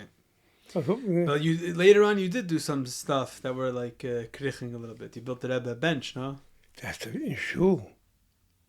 I built a bench for the yeshiva. The Rebbe used the yeshiva's bench. Come on. We can compare the two. I built a bench for the yeshiva. The Rebbe sat on a bench like all the other Bachrim, and I knew it's not comfortable. It's wood. And now that I'm older, I can appreciate what I did. And when I sit on a stone or a piece of wood, pardon my expression, but you lose your meat on your backside. And your bone is mamish touching hard surface. It's painful. So you decided to make a bench for the Rebbe for Me and Mincha. Shul, I told them to do it. We get the wood. You were married already? No. You're a bacher, okay. Tough Shalom is beef. I built a bench. And I asked Yudel, should you tell the Rebbe? He says, he knew the score. Do it. I said, but I know the Rebbe doesn't like when I told him the story. The Rebbe didn't want they should put the bima because the Rebbe didn't want they should waste time between when they leave and set up and, you know. He wants The Rebbe didn't want that every day they should put a bim in. Right. Not because of him, but he didn't mind the comfort.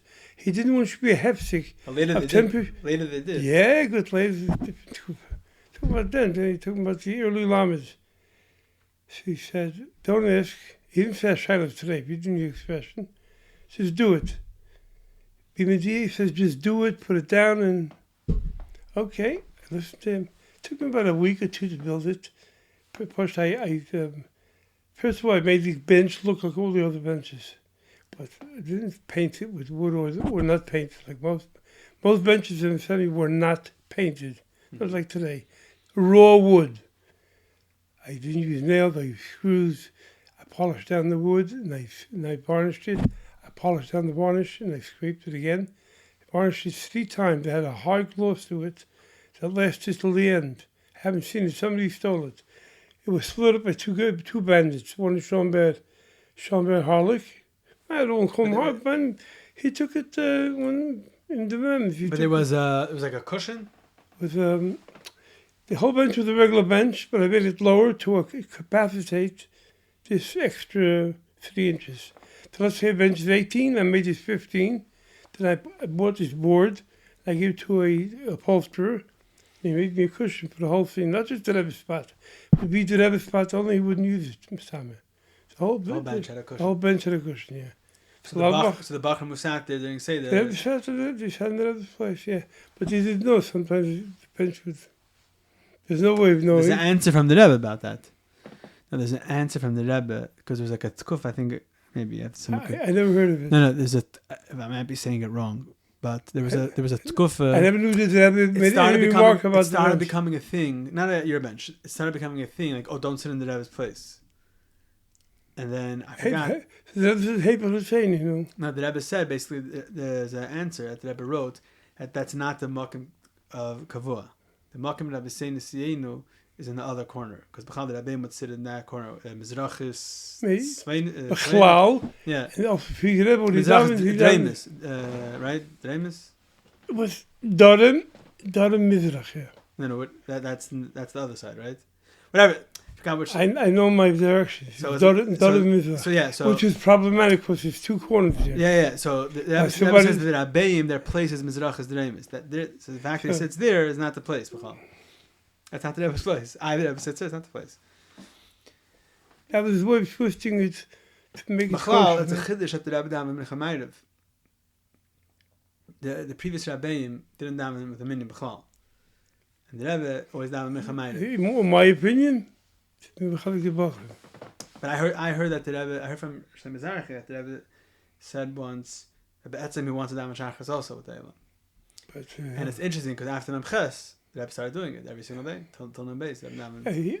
He finished the sentence. Be'etzem was daven Shachas also, but what? He didn't say why. No. Be'etzem would have daven Shachas also.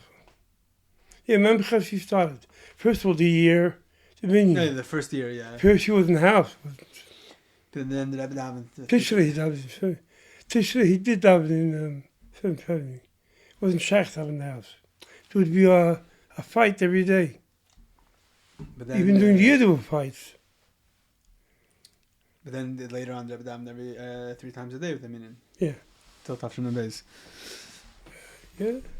It's also sometimes. He was daven in the Nazachten, but don't remember. Later. B'chlal those years, the Rebbe was more with the Elam. Much more. I'm saying like all the time. Toen wel eens mijn gast hier yeah, from Memches, yeah. Ik ben gast van Janssen, yeah. I don't know if people know it. The Rebbe did not sleep on the bed for years. He was svarim on the bed always. And the Rebbe would clean it up. By the time he got back, it was full of svarim again. The Rebbe never slept on a bed. If he slept on the table like this himself. I don't know how he slept. I'm not going to house. I had no cameras in the keyholes. He took, by the way, those pictures. Those 4 pictures. It's from a keyhole or it's from the window? I mean, a keyhole is a figure of speech. A peeking spot. In the door? See, one of them, the Rebbe is tearing. Yeah, the Rabbitson's on it. And the Rabbitson is sitting there. Very, very queen-like. So she sits. She's standing, I think. Sitting. She's sitting. She's sitting? The other's sitting. It looks like they're working on something together, like a letter or something. Apparently, but she was sitting. So it's a set of 4 pictures. Mm-hmm. This, and the other thing, this. The other one, the other close like this. You don't see the Rabbitson. Those 4 pictures are taken within 2 or 3 minutes. And that's the same set of pictures that Rebbe is learning also. Yes. Standing on yes. a chair. But that's from a different time. Maybe I can't say for sure, but you once looked into the Rebbe's room, no? Then till I realized what I'm doing. Where are you looking from? From where the Aron Kodesh is now? There's a window? Aron Kodesh? In the Rebbe's room, there's an Aron Kodesh. No, the other window. There was those two shots were windows. 2 windows. One Aron Kodesh blocks. It's actually the Aron Kodesh. How do you access it? How do you access it? From the steps? Part with the Gabai. No, it was before the shalash?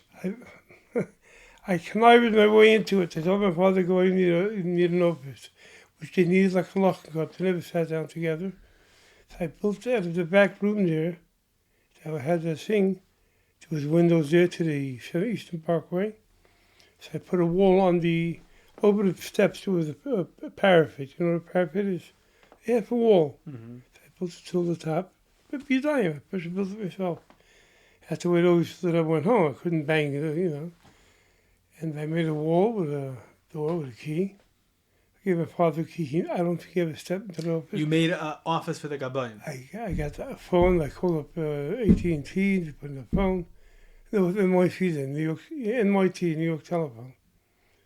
NYT. This is where Label's office was later? Higher even. That's where all the dollars were stolen from. That's where all the pond that the Rebbe never opened went in. The bags were building up over the years. I think it was a fire once, no? In the base, there was a fire there, yeah. I think it was Label's office, but yeah. No, it was that room. It was that room. So there's a room on top, okay. It's not a room on top. It's Label's office only goes till almost the front. Right. 15 feet away from the front. There's 4 steps you go. Because it can't be low. It would block the steps going down. So you have steps and you go down. So Label's already under the down. This is on the top landing of those steps between the 2 ramps. Today you can say 2 ramps. You should be only 1 ramp. Not to have the ramp that the government made us put up. The metal ramp has to be handicap accessible. Mm-hmm. But you kept a place that you could look in the Rebbe's window? No, boys. I had a key to the room, and I knew the building before the panels went up. So I knew where the window was exactly. I opened it up at night after the Rebbe left. I opened it up, kept it loose, took away all the nails. And when the Rebbe was in his office, I would pull it away. I had a spot where I was able to see into the room because of the shade being enjoyed from the wall. I didn't see the Rebbe the whole time. I saw the Rebbe passing by. The speed that he walked by was unbelievable. I watched him about 4 nights in a row. And one day, what are you doing? Push it, not nice. It's an invasion of privacy. Again, nothing's going to happen, but where do you get the chutzpah to look in the Rebbe's room? And I thought it's not like a spitzel. I once watched the Rebbe talking to Gabai for a half hour. And a lot of people said, Abek. I said, join me, you'll enjoy it. I had about 4 or 5 guys join me. It was beautiful. The Rebbe was hands like this. The guy had a Gemara on his day. The guy was here. They were talking learning, Pasha. The guy was here. The Rebbe was like, where you sitting? The guy was here. He says, had a Gemara on the task. So I had no Gemara, nothing. You saw the Rebbe. Mamish mechai gewesen. Whoever counted the Rebbe. How many people counted the Rebbe? Maybe he didn't come to the Rebbe Zagan learning, but he had enough in him to be able to count the Rebbe. I'm sure the Rebbe won the argument. That's not the issue. Yes. I couldn't hear the voice. The window was slightly open. Shade was up 2/3. So I saw everything. It was nice. Come back. Any of the Bachram didn't tell you off for doing this? I just told you. He said, I said, don't be an idiot. Just join me. They joined me and they enjoyed it too. Which Bachram told you they're not coming? Gabai, Gabai, some of the... Who told you? Who said they're not joining? Who was screaming avek? I didn't pay attention. I wasn't doing anything wrong. It's a Rosh Yeshiva going to the Rebbe. It wasn't a lady. It was a Rosh Yeshiva going to the Rebbe.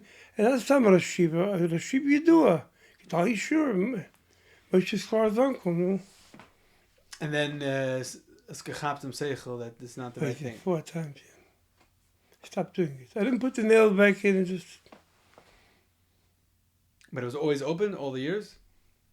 What? So all the years there was access? It wasn't open. Oh, you left the nails? I left it. Yeah, I didn't put the nails back in case one day made it hard to get the better of me. But they built the shelf there eventually, so... Yeah. I was my father was Gaba. I gave all the keys back. I outgrew the key days, you know.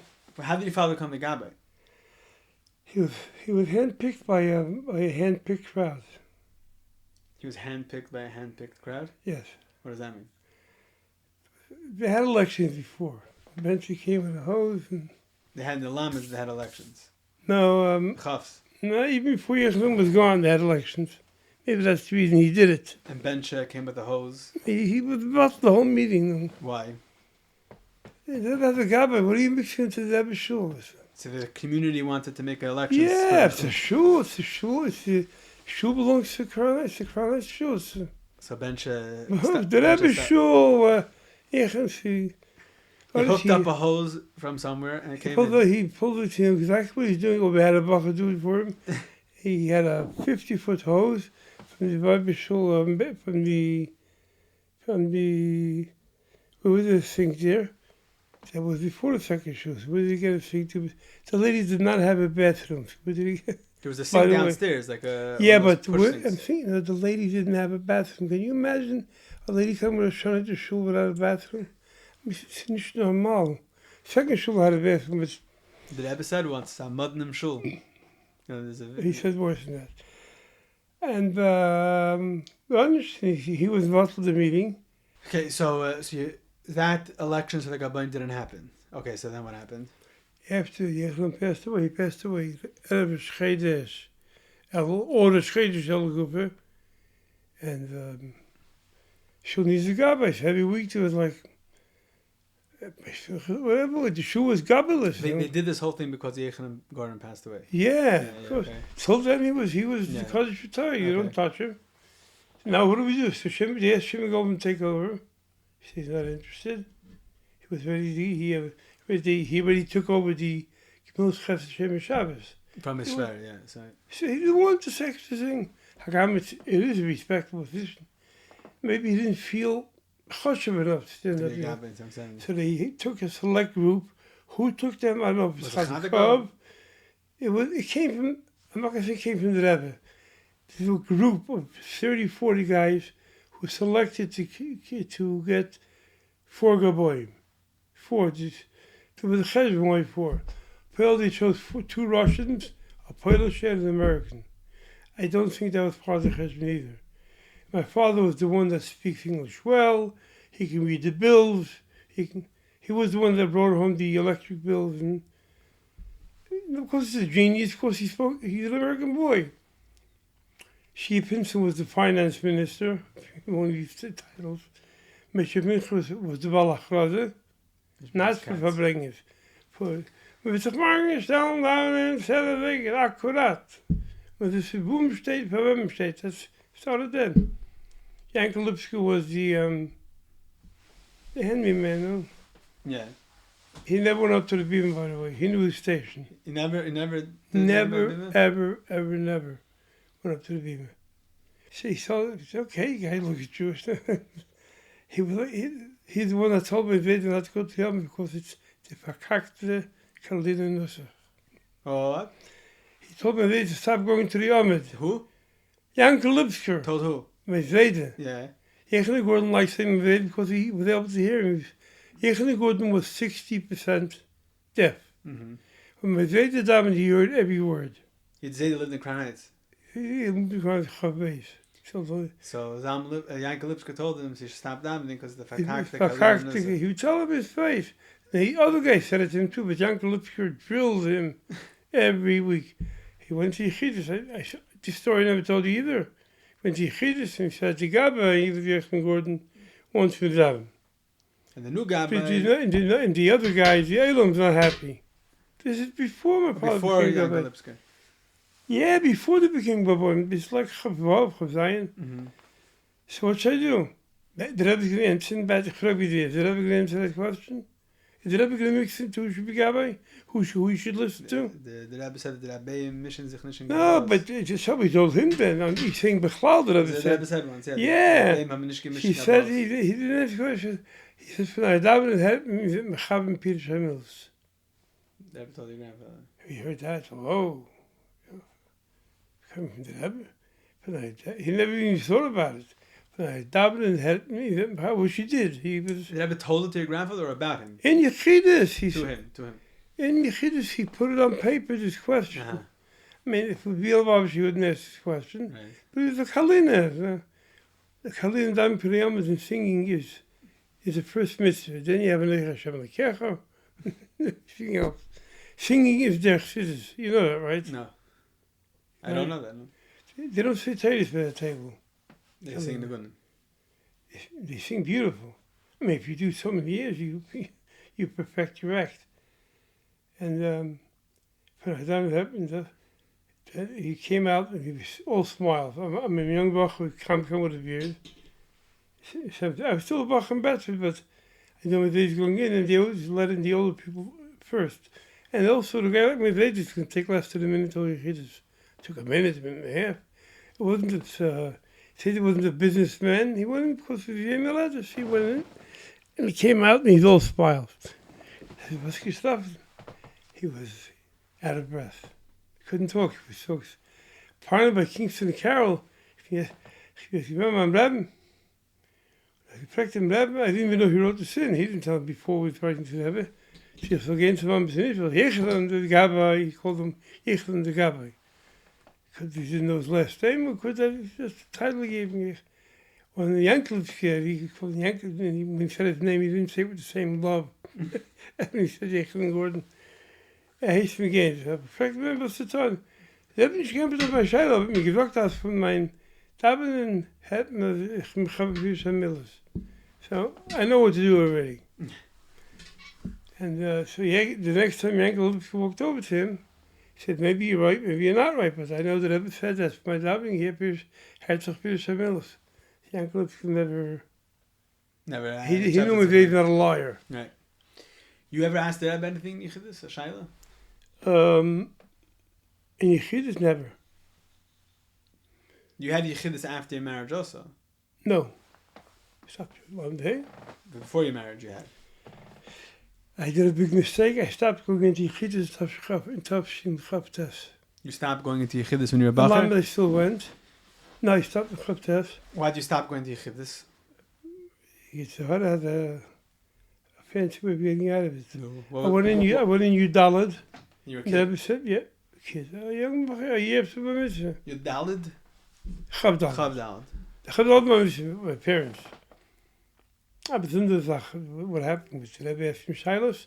He told my father mixed in. Once my father mixed in, it was over. The Rebbe asked me, my investigate. Yes, my my. And what about a pilpul? I said, then Rebbe smiled. I didn't say in the menu form. I called it what a bach was called. What's your pilpul? The Rebbe fish. Rebbe gave a big smile. So I told him which sikha I learned, which Indian. He asked me a question, I answered it right away. Second question, I answered right away. Third question, I knew the answer, but I had to form a father, being a father, you know, else not being the typical of officer. So he answered for me. That was it. And I wasn't talking to him, I was talking to him. So once you, again, with the Rebbe, there's no chachmas. Sometimes exceptions. 14, okay, why did I stop? 14, I wrote to the Rebbe, and it was before my mitzvah, that I would tell me what to do. And it was after my birthday, something that worked out that way, because I wasn't ready. Because Baruch is. So that was, so I wrote, I did this and this and this. No, there was no shilas. I don't want to ask him, did you give tzedakah, did you give this? 1 year I forgot to I don't understand what you're saying. I don't understand what you're saying. You're saying that what? It was before the email letters. I was right. Kukri said more, Shlita. In the Villa idea said, leilui shali being bathed. You're talking about your Yechidus zettel. Yeah, you get them there. In Vakashbichas said, boy, should be on Sichbay. In my learning, with Shemayim and whatever. Signed Adna Kael Blesofsky. That was said at the beginning, letters, read it like this, he would read it on his fingers. He read it in 2 seconds. I mean, I'm exaggerating, but then he was picked up his head. That was the most frightening moment when the Rebbe looked you straight in the eyes and you're alone in the room with the Rebbe. Bewaarde ze meestal zijn en dan shooting me on his dog. Want I think once the Rebbe been told me that being faded. Like, was there such a big mass from them? Is the mother of it burning that? Whatever. And what the hero Rebbe gave it, being like his doctor and Shabbat. If I remember correctly, the Rebbe said Mincha, Shabbat had an argument with 10 people about it. That preferably by Mincha. That's what Rebbe told you, Yechidus. That's what I remember. So why do you stop going to Yechidus for Okay, I didn't get to that. I sidetracked. The sidetrack was good because you just chazed over yeah, Yechidus. Fine. So I wanted, maybe the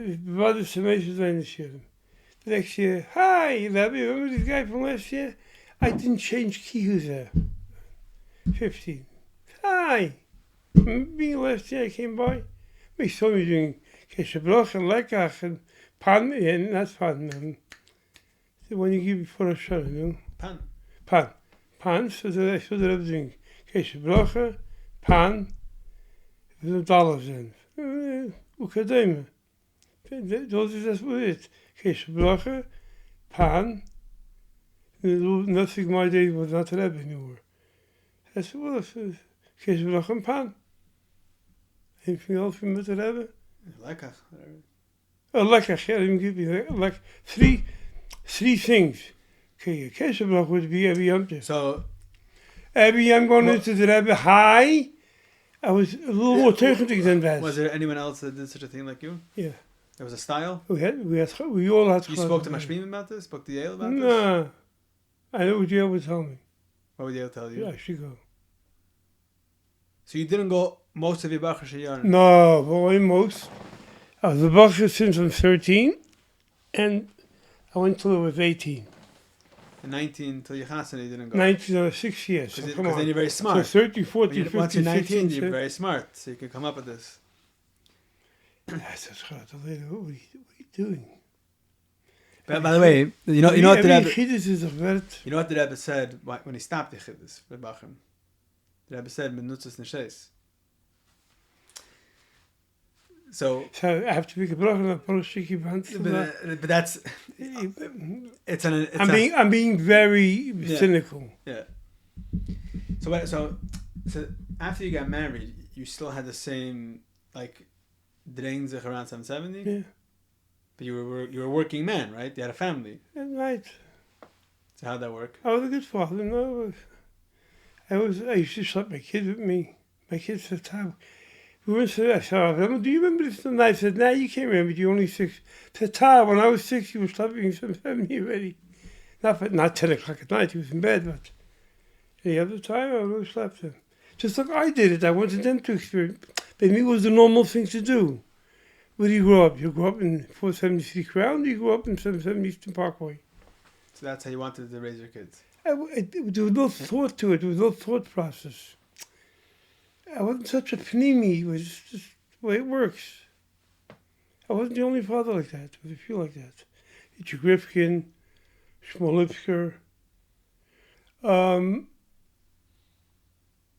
wasn't a Yochid Bimini, but there wasn't like 100 guys like me.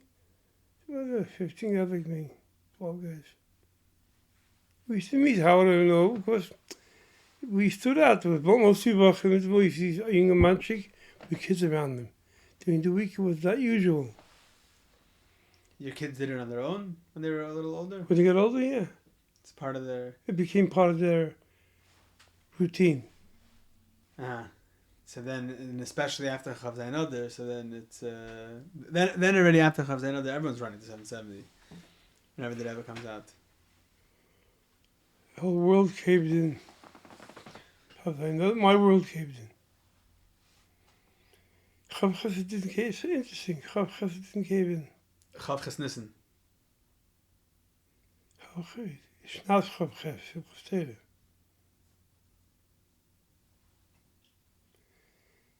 What didn't cave in? So you don't Lamed Ches. Lamed Ches. I meant Lamed Ches. The Rebbe, yeah, the Lamed Ches. And I saw the Rebbe coming up the steps. It was white like that napkin. It was so cold when he was coming up the steps, he even Bannister. He came into the hall, there was only 2 people there, me and Reb Blesofsky. I was there looking for a cup, because they brought to Rebbe a kvaret wasser to drink. Forget about Chutzel Sukje. He brings up a kvaret that's used to wash, like your nuts. To drink, yeah. So I went upstairs to look for clean plastic, and I couldn't find one by the time that was coming upstairs. I wasn't there when they broke all the windows. I heard about it later. As soon as they started giving me the course, I saw that it was I ran upstairs. I figured I'll find something there from. So I don't know. You minded the word clearly under panic, and stood by the door, and I saw through the glass, with a much smaller glass, and with a diamond-shaped. Through the website, it's called label meaning labels Trisky. That was coming up. he was there hopping already, Hatzoli, you know. He said, "Who's gave you, Reb Aharon?" So I was there, and the Rebbe came through. He said, he jumped us, both of us. When he walked the whole way, leaning on the wall. It was so hard for him to stand. So you're saying that was And I followed him to the door. The container door closed. Had no lock on it. So if I wanted, I could have opened it. I didn't open it. I heard knocking. The label girl was knocking on the door. I didn't open it.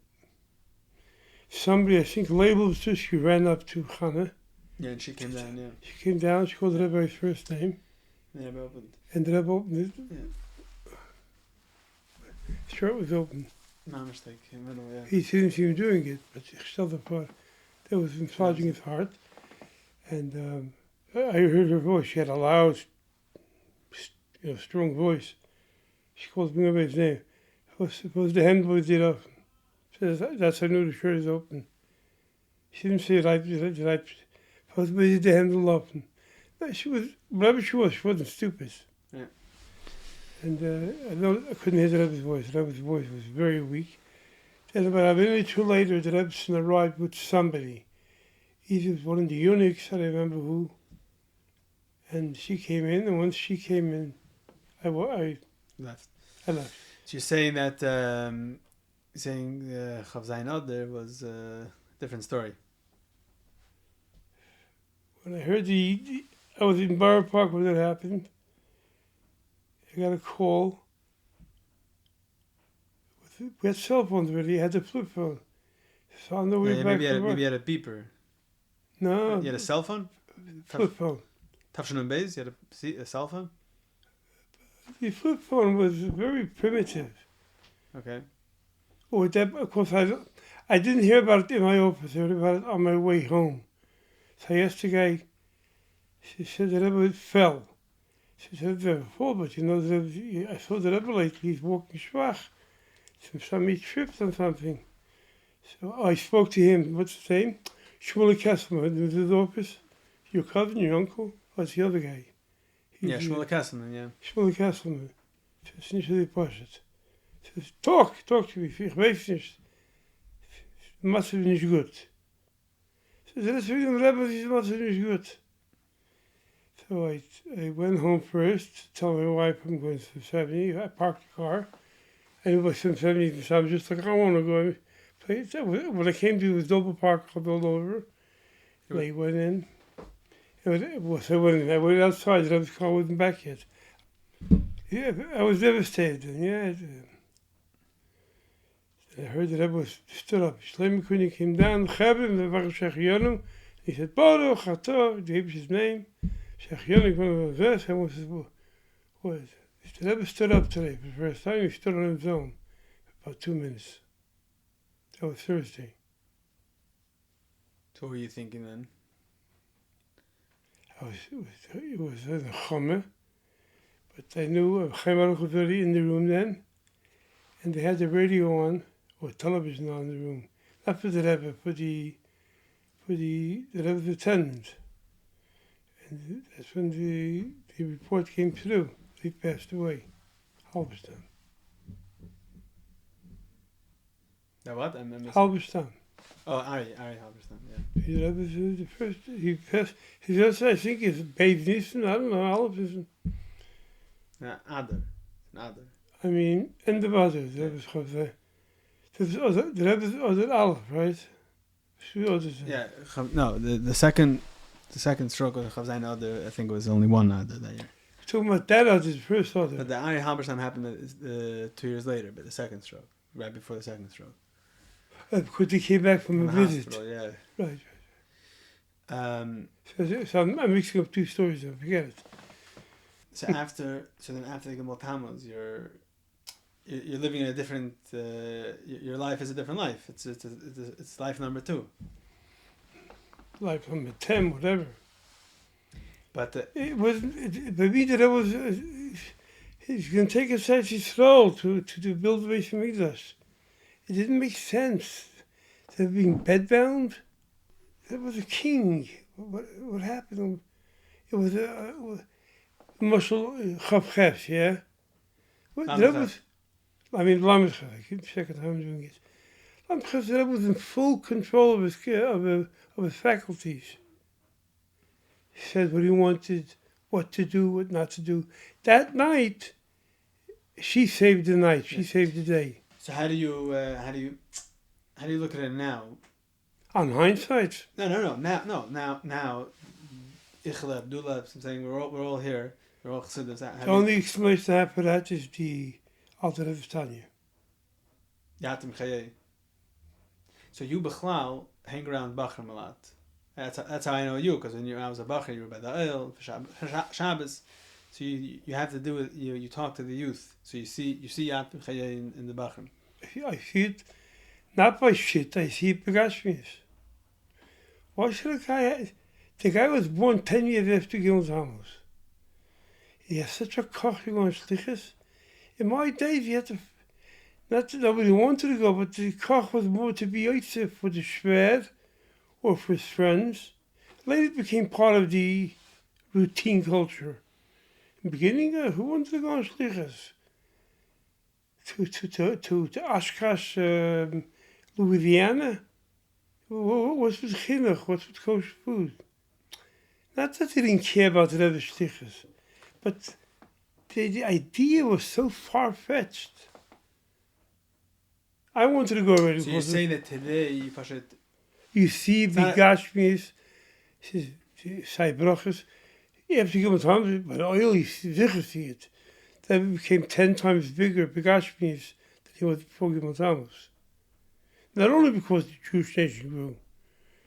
I mean, the Rebbe's oil like what is the word, pilgrimage? I was by the El yesterday when you were there. There was famous people showed up yesterday. She came the survivor. Hostage, and then what's her name again? She got her name, and also she one of the famous ones, yeah. And the other people, David Friedman, the former ambassador, I saw him yesterday. Saying that that's from the small people that are coming to the. Yeah. You have Rosh Hashiva's coming there.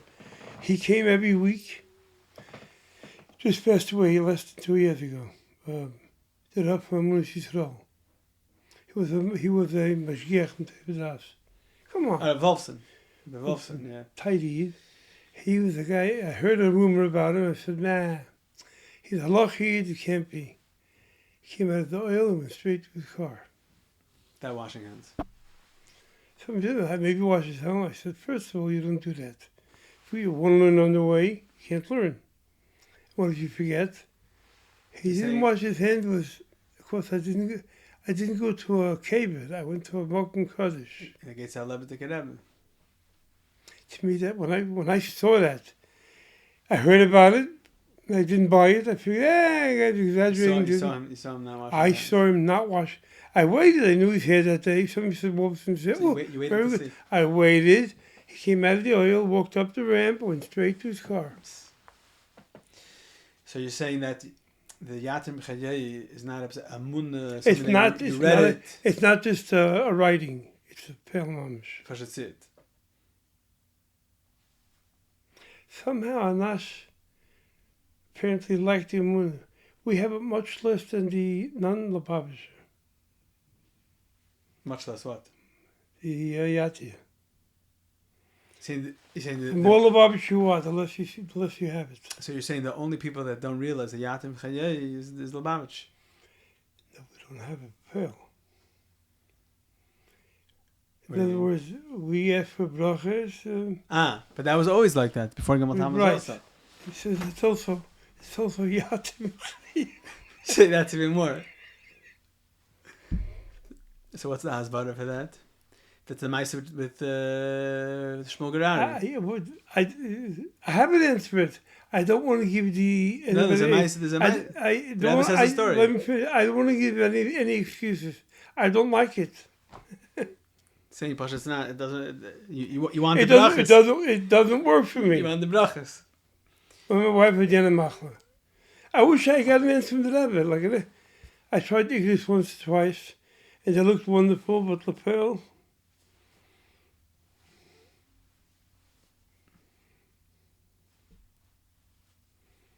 I had an answer really about Hayana Machla before she even passed away. She went by, Rebbe gave a bracha, she was holding Baruch Shalom, the HaCohen Nechet.